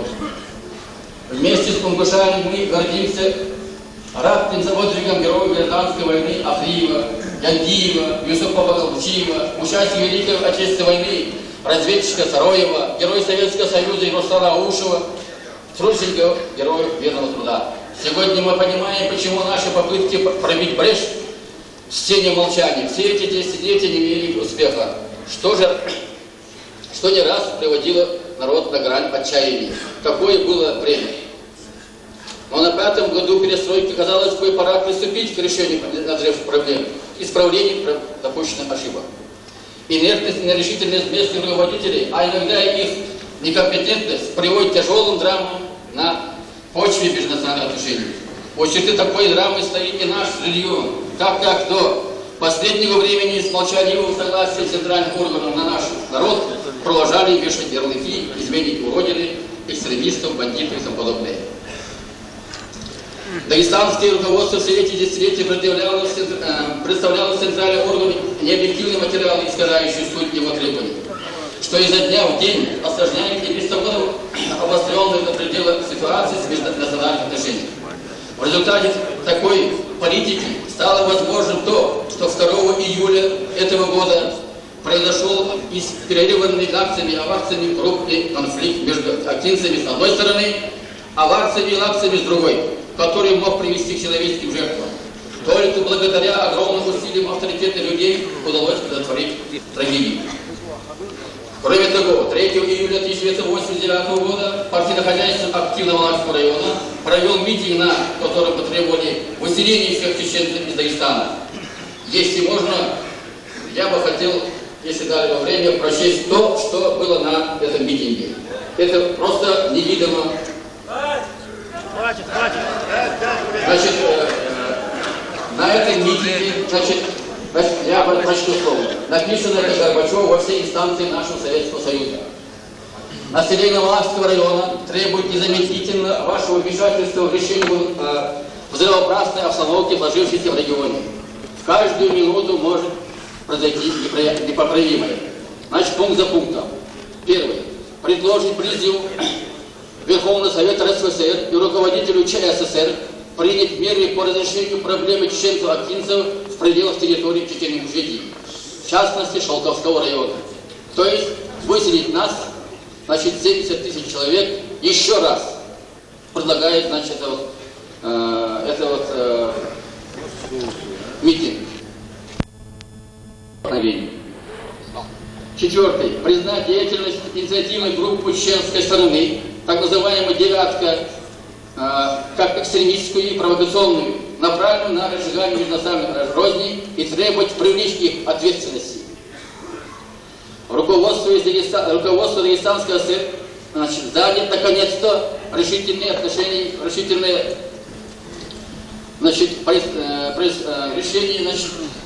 происходящей беззаконной позиции. И далее призвать все народности Дагестана сплотить за решение данной проблемы. Вот такое вот обращение приняли наши товарищи, как говорится, по соседству, где живут на наших землях, и на сегодняшний день говорят, что эти земли ликные, и у нас никаких препятствий с этими товарищами.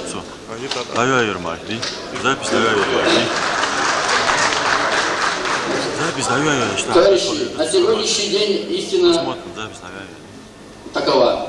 Уважаемые участники съезда, перед нашим выездом на настоящий съезд наш народ поручил нам доложить участникам съезда о том, что чеченцы-актинцы правильно воспринимают стремление ингушей к национальному возрождению, восстановлению исторической справедливости, былой автономии. Чеченцы-актинцы направляют в Центральный комитет КПСС и Верховный Совет СССР письма и телеграммы поддержки ингушей в их законных и справедливых требованиях в соответствии с проектом платформы ЦК КПСС по национальной политике партии и современных условиях. В заключение разрешите нам, трем представителям, присутствующим на данном съезде, выразить братскую признательность ингушам, всему народу ингушскому за предоставленную возможность принять участие и высказать наше мнение на этом историческом форуме. Благодарю за... Слово для приветствия съезду представляется Тафнарову Балаудину, представителю кумыкского народа Дагестана.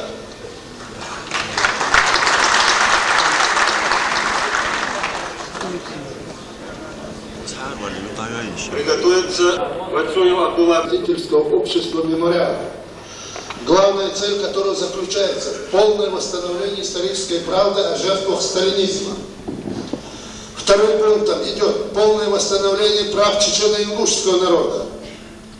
Нашими руководителями, это я для информации говорю, всесоюзного мемориала являются известные вам всем народные депутаты Андрей Дмитриевич Сахаров, Борис Ельцин, историк Юрий Николаевич Афанасьев, известный всей стране ученые и интернационалисты. Следовательно, говорить о том, поддерживать мемориал требований ингушского народа или нет, не приходится. Об этом говорит наш устав. Полная поддержка. Мы считаем, что сохраняющаяся межнациональная напряженность есть следствие продолжающегося сталинизма в нашей стране. И оно должно быть ликвидировано. И в этой части мемориал поддерживает прогрессивную часть коммунистической партии и все демократические, истинно демократические движения в Советском Союзе. Разрешите мне несколько слов сказать и приветствовать вас от имени нашего многонационального рабочего коллектива. Оно полностью поддерживает требования ингушского народа о восстановлении автономии в исторических границах. И по нескольким причинам. Первая причина – это восстановление справедливости. Второе – рабочие по своему инстинкту, то есть по сердцу, являются интернационалистами, к какой бы национальности они ни относились. И поэтому они поддерживают ваши требования. Далее. Они поддерживают ваши требования, потому что ненавидят шовинизм. И сами не хотят быть шовинистами в отношении вас.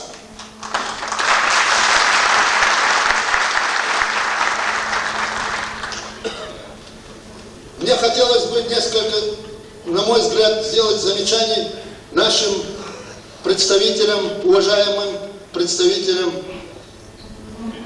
Северной Осетии. Дело в том, что абстрактной позиции не бывает, товарищи. Позиция истинного патриота и гражданина формируется через его совесть и в соответствии с совестью. С этих позиций мы, рабочие, считаем, что позиция руководства Северо-Осетинского обкома партии и Чечено-Ингушского обкома партии, по крайней мере, до сих пор не носила партийный характер в этом вопросе.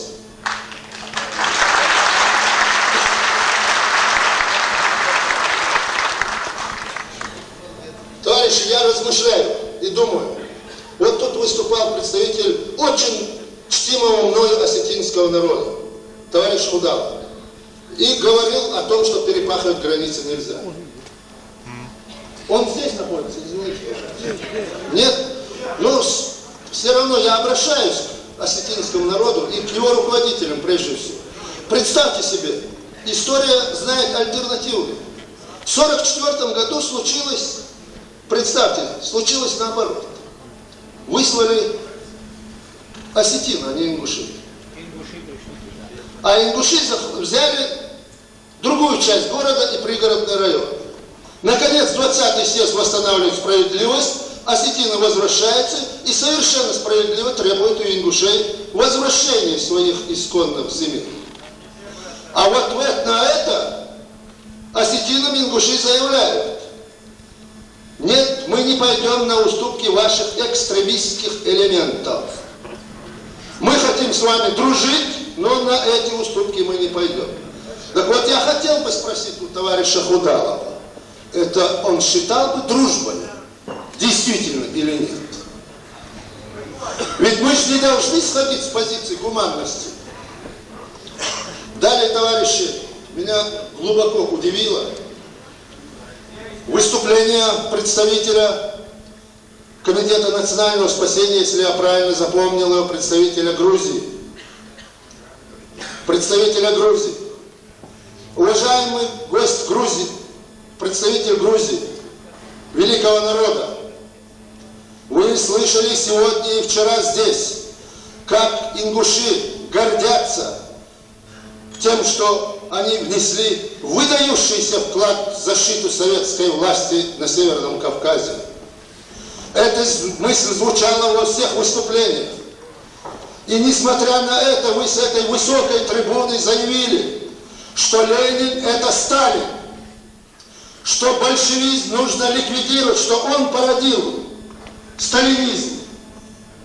Тем самым вы, я не знаю, вы гость, видимо, ингуши поэтому не ответили вам.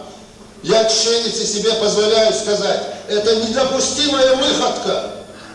Сегодня Ленин становится Сталиным, а завтра кто-то скажет, и об этом есть попытки и в Северной Осетии, и в Грузии, что Орджоникидзе это тоже враг народа. Мы этого не потерпим.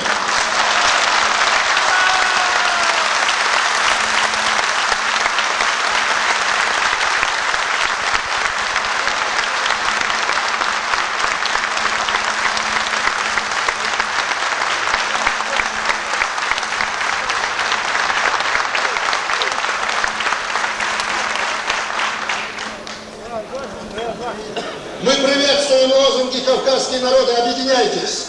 Еще в 1917 году великий сын чечено-ингушского народа Асламбек Шерипов заявлял: все, кто любит не часть Кавказа, а весь Кавказ, объединяйтесь.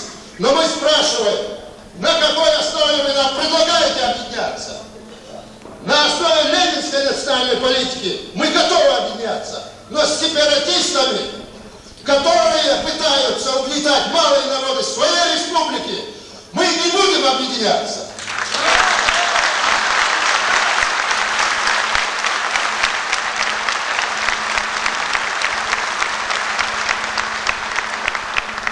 Далее, уважаемый Ходжа Ахмад Бисултанов, мы с тобой товарищи, мы с тобой входим в одну организацию «Мемориал». Я в Народный фронт не вхожу, но вы входите в «Мемориал». Мы с тобой являемся уроженцами героического селения Гойты, Центра революционной борьбы в Чечне.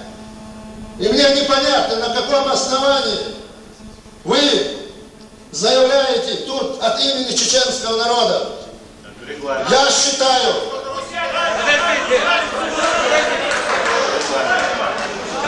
Далее, товарищи. Регламент.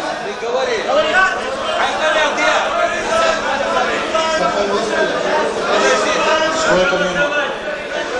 Давайте заключим. Говори.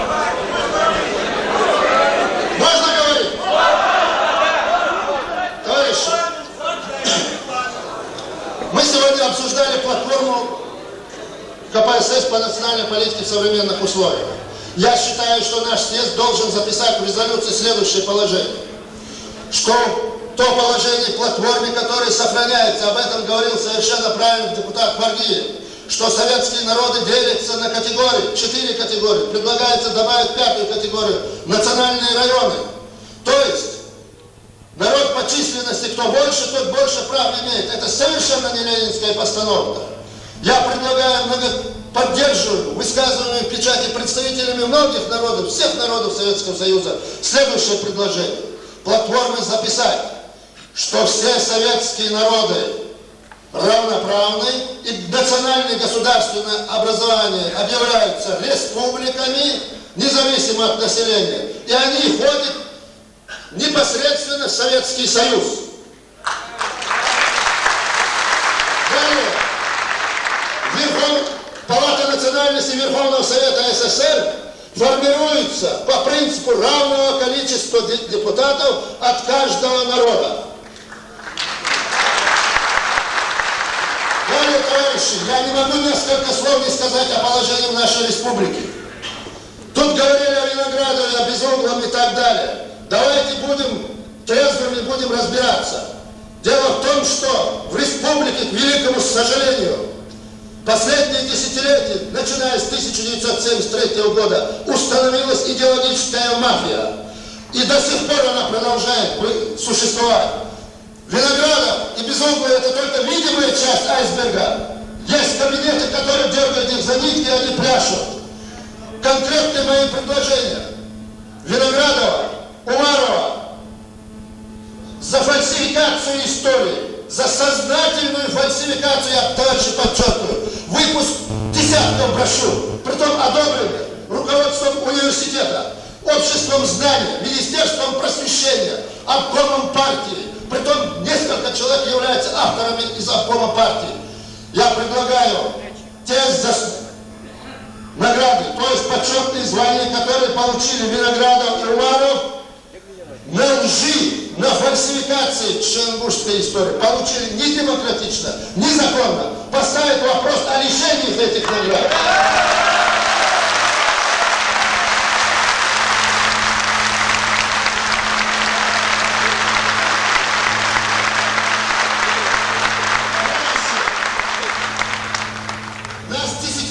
Пытались из нас выбить память. Потерявший память, будь он человек, отдельная личность или народ, это трагедия. Он обречен. И... Закругляюсь.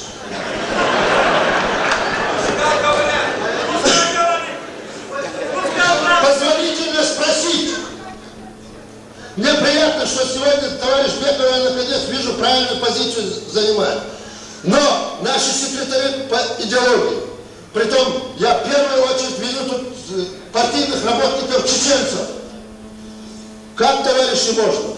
Если мы выйдем на улицу и нас лично кто-то оскорбит в отношении нашего отца или матери, мы по физиономии дадим. Правильно? Личное мужество есть. Но политическая трусость наших политических руководителей безгранична на сегодняшний день.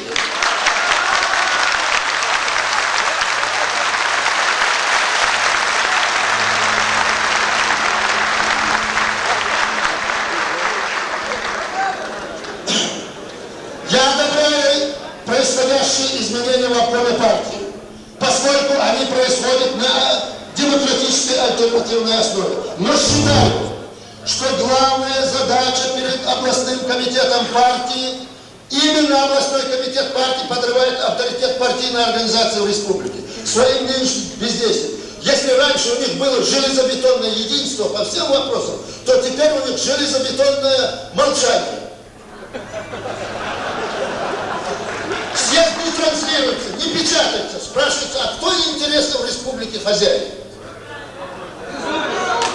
Это я спрашиваю представителя рабочего класса и коммунист.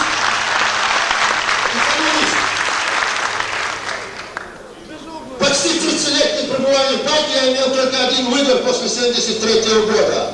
И то за то, что я сказал на лекции, что чечено-ингушский народ храбро сражался, но их представители не награждали в Великую Отечественную войну в тот момент, когда награды сыпались в завершающий период войны.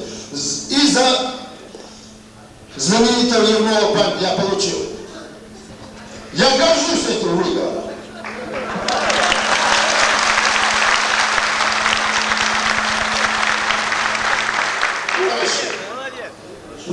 В политике.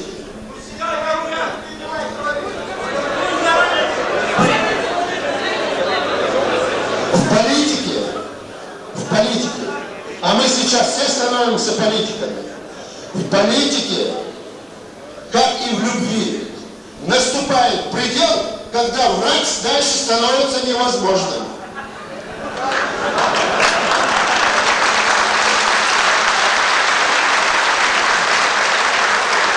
Сейчас этот предел, благодаря Михаилу Сергеевичу Горбачеву и прогрессивным членам Политбюро, он наступил. Мы дальше врать не можем.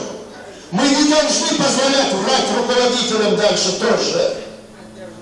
Я к этому призываю.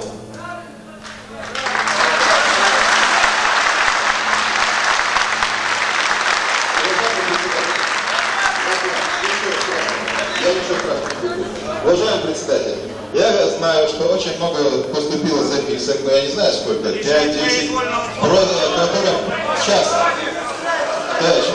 которые просят, чтобы мне дали слово, и на улице тоже это говорили. И вчера было отлично. Если можно, я просто по несколько вопросов.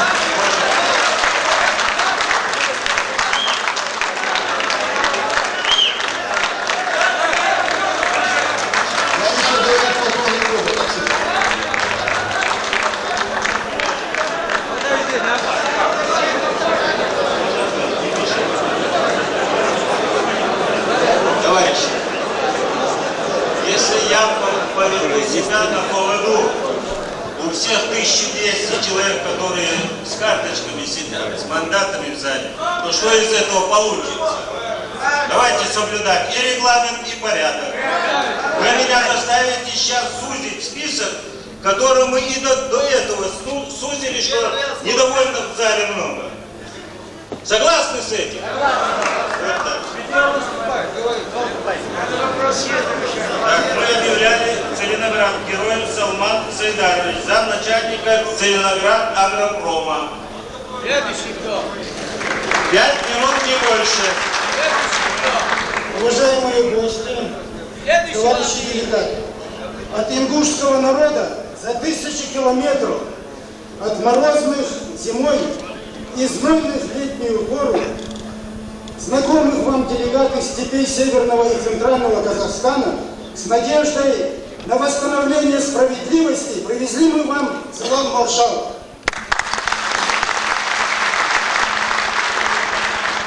Мы, делегаты трудового ингушского народа некоторых областей Казахстана, представляем тех, кто до настоящего времени не вернулся в родные края, к своим древним очагам, потому что на родине негде поселиться.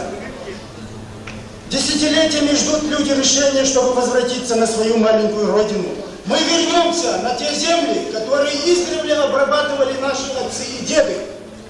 Народ, проживающий за пределами республики, возлагает огромные надежды на сегодняшний форум, ибо восстановление автономии в рамках нынешней Чечено-Ингушетии не принесло нам искренней радости, не дало возможности почувствовать себя подлинными согражданами республики. Преступления Сталина, Берии и их окружения дают о себе знать и поныне. В отношении большинства ингушей не восстановлено и униженное чувство национальной гордости, патриотизма из-за отторжения веками принадлежавших им земель. И действительно, по истечении более 70 лет советской власти, нас, проживающих за пределами Чеченской Ингушетии, по правам на родную землю можно назвать советскими палестинцами. Горько сознавать, что народ, обладавший высокими культурно-нравственными ценностями в условиях насильственной ассимиляции, постепенно утрачивает свою национальную культуру, традиции, обычаи, свой родной язык. Не секрет, что назначение на руководящие должности, выборы в партийные советские органы, прием в вузы молодежи было для нас негласно ограничено. Да и оказывается, и у вас в республике еще печальная история с этими вопросами.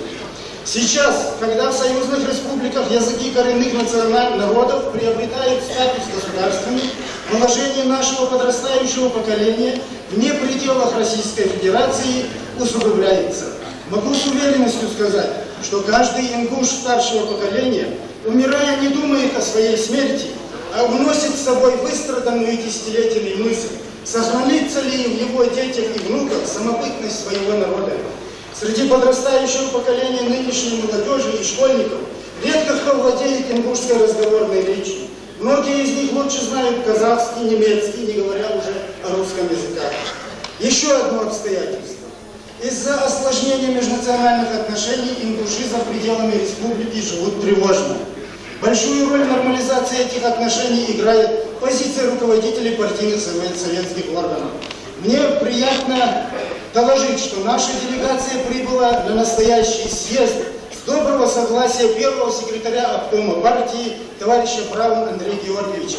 Это тоже понимание нашей проблемы, товарищи. Но есть факты другого плана. Это уроки нового узения Талды-Курганской области. Если эта чума будет распространяться, что же нам тогда делать? Кто нас защитит? Вдумайтесь, на скольких фронтах мы держим оборону. Сейчас, когда по воле нашей партии разгребаются завалы на пути к решению межнациональных проблем, когда каждому гражданину советская власть пытается создать равные условия во всех аспектах жизни, мы надеемся на восстановление ингушской государственности. Проект платформы ЦК КПСС предусматривает полное устранение всех деформаций и несправедливости в этом вопросе. Поэтому предлагаю, там, где перечисляются Карабах и прочие, дописать, дополнить ингушской государственности. Должно же найти место под солнцем для маленькой родины ингушского народа, который преданно шел в авангарде народов Кавказа за советскую власть, которого не до конца не сломила адская машина сталинщины, народа, который и ныне не мыслит другого пути, как идти вместе с партией Ленина, с советской властью, в тесном содружестве со всеми народами социалистической отчизны. Думаю, что народы нашей страны правильно воспринимают наши чаяния и надежды. Мы навечно сохраним добрую память о дружеской поддержке русских, казахов, немцев, грузин, татар, других народов в годы выселения. Это чувство локтя помогло нам выжить. От моего народа низкий земной поклон вам за это, дорогие братья. Мы с надеждой ждем предстоящий пленум ЦК КПСС. Надеемся, что он поможет решить проблему восстановления попранной национальной государственности ингушского народа. Низкую алвейну. Ты как слышишь от этого?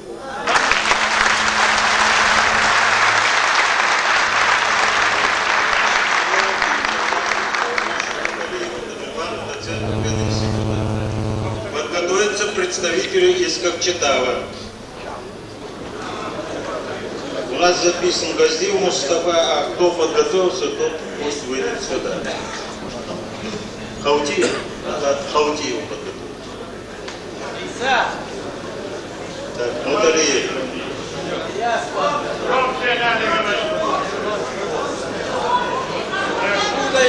Он услышал, я потом громче буду.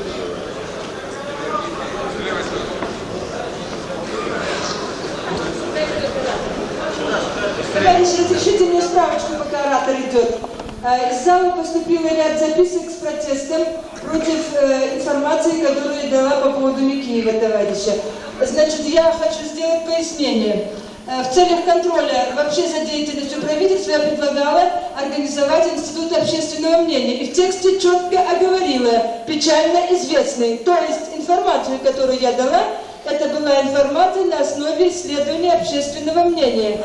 Фактически, и вам судить, как народу, то есть другой фактической информации у меня о товарище Микиеве нет. Информации на основе того исследования общественного мнения. Спасибо за внимание. И посвящен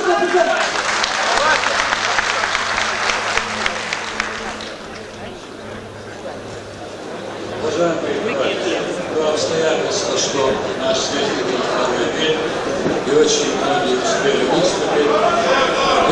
многие успели выступить, конечно же, заставляет мыслить коллективы, как и других выступающих здесь, и меня заставляет тоже вносить коррективы в мое выступление. Но, тем не менее, я хочу сказать о нескольких вопросах.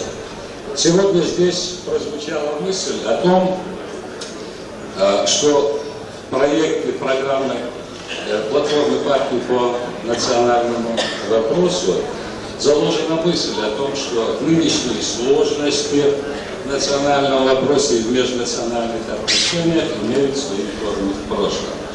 Видимо, не случайно поэтому выступающие здесь почти каждый оратор, и историки, и неисторики, делают свои выводы, опираясь на исторический материал. Не повторяя их, тем не менее, хочу обратить внимание на то, что исторические знания самым тесным образом связаны, особенно в наше время, с практикой идеологической работы. И вот в этой связи хотелось бы обратить внимание на действительно необычайное своеобразие практики идеологической работы, которая ведется в соседней Северо-Осетинской автономной республике. Я говорю, вот в связи с этим хочется сказать о некоторых особенностях той идеологической работы, которая ведется в соседней Северо-Осетинской республике. И о необходимости обратить на это внимание говорит та телеграмма, которая была получена из осетинского селения Дзаурикава, совсем недавно прозвучавшая здесь. Следующая телеграмма из Южной Осетии. Как вы помните, и в обоих этих телеграммах утверждалось, что кучка экстремистов, ну, имеется в виду, несомненно, люди, подготовившие нынешний наш съезд, ведут ингушский народ. Товарищи,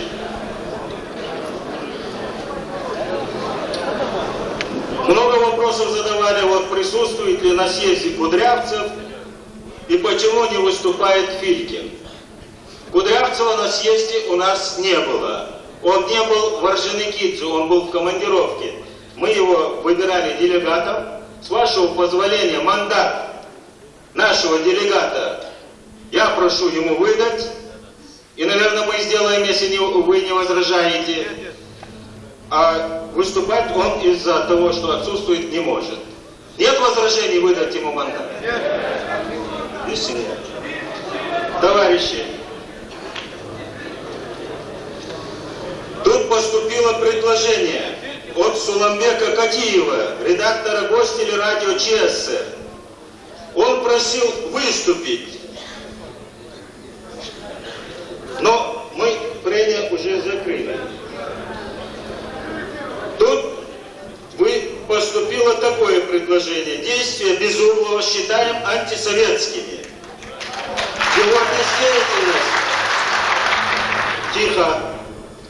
Его бездеятельность, а вернее всякое сопротивление преданию огласке материалов съезда способствует распространению ненужных клеветнических слухов, искажения фактов и служит доказательством тому, что 72-летнее притеснение ингушей продолжается и сейчас. Товарищи, вот верхнее определение преступник и так далее, антисоветские, это дело суда, дело квалифицированных органов, и мы не имеем права нарушать законы, которые мы просим соблюдать всеми своими действиями. А во второй части вопросов, в том, что он объявил бойкот нашему съезду, он не только запретил публиковать материалы, объявлений не делал, сегодня не присутствует, справки дать съезду не может. Это говорит о том, что он не с ингушским народом. И я, с вашего позволения, вношу предложение, чтобы мы в окончательную редакцию нашей резолюции внесли этот пункт. Нет возражений?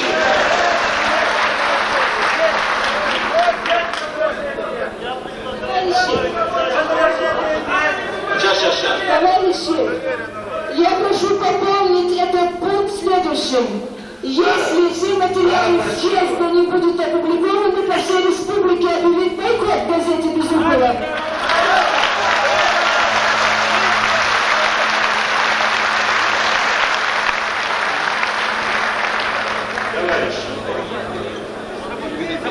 Это противоречит духу съезда. Подождите, Безуглый не решает вопрос. Безуглый возглавляет орган обкома партии. Мы сегодня говорили, почему, и выступающие говорили, почему руководителей нет и так далее. Товарищ второй секретарь здесь присутствует, секретарь по идеологии присутствует, и мы поручим присутствующим товарищам, а они являются делегатами нашего съезда, разобраться с таким положением и с таким отношением газеты к ингушскому народу. Там же в пункте, одним пунктом отредактировать и записать. Были предложения внести в этот список, разбить его фамилией Годоборшева. Нет возражений?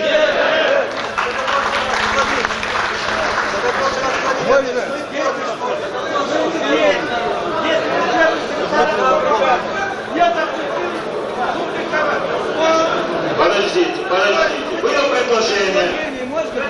У нас демократический орган, мы соблюдаем все законы и право народа сказать свое слово.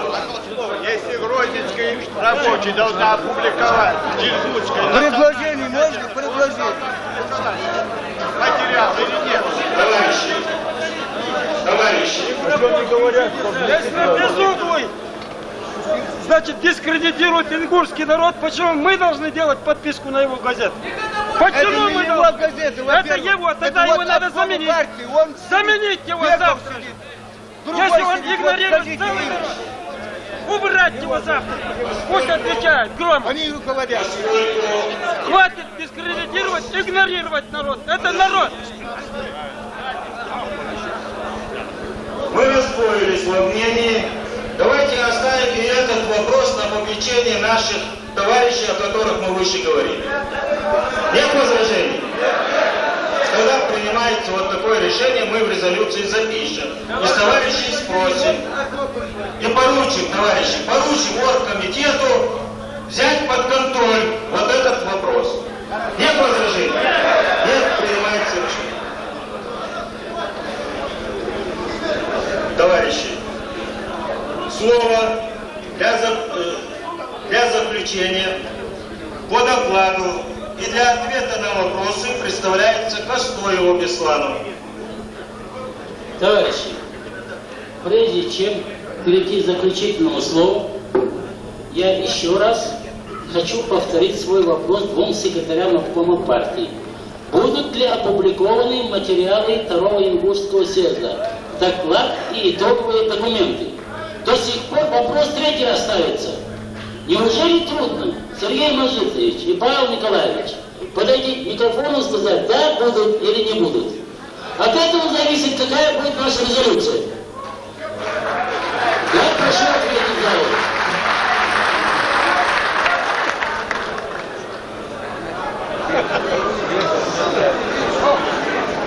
Товарищи, сложно, трудно покупать кота в мешке. Трудно отвечать на этот вопрос, не зная, что публиковать. Я, например, сегодня знакомился с одним документом, и то, так сказать, наспех. Другие документы я не знаю. То есть сегодня сказать, да, этот документ будет опубликован. Я не могу, я не знаю, что он будет опубликован. Первое.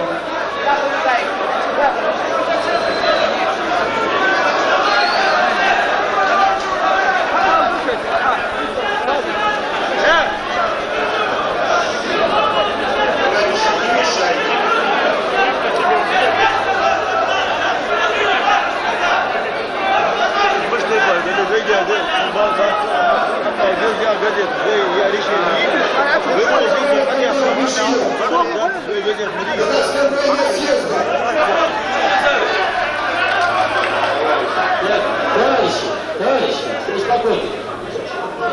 Значит, успокойтесь. Так, молодцы.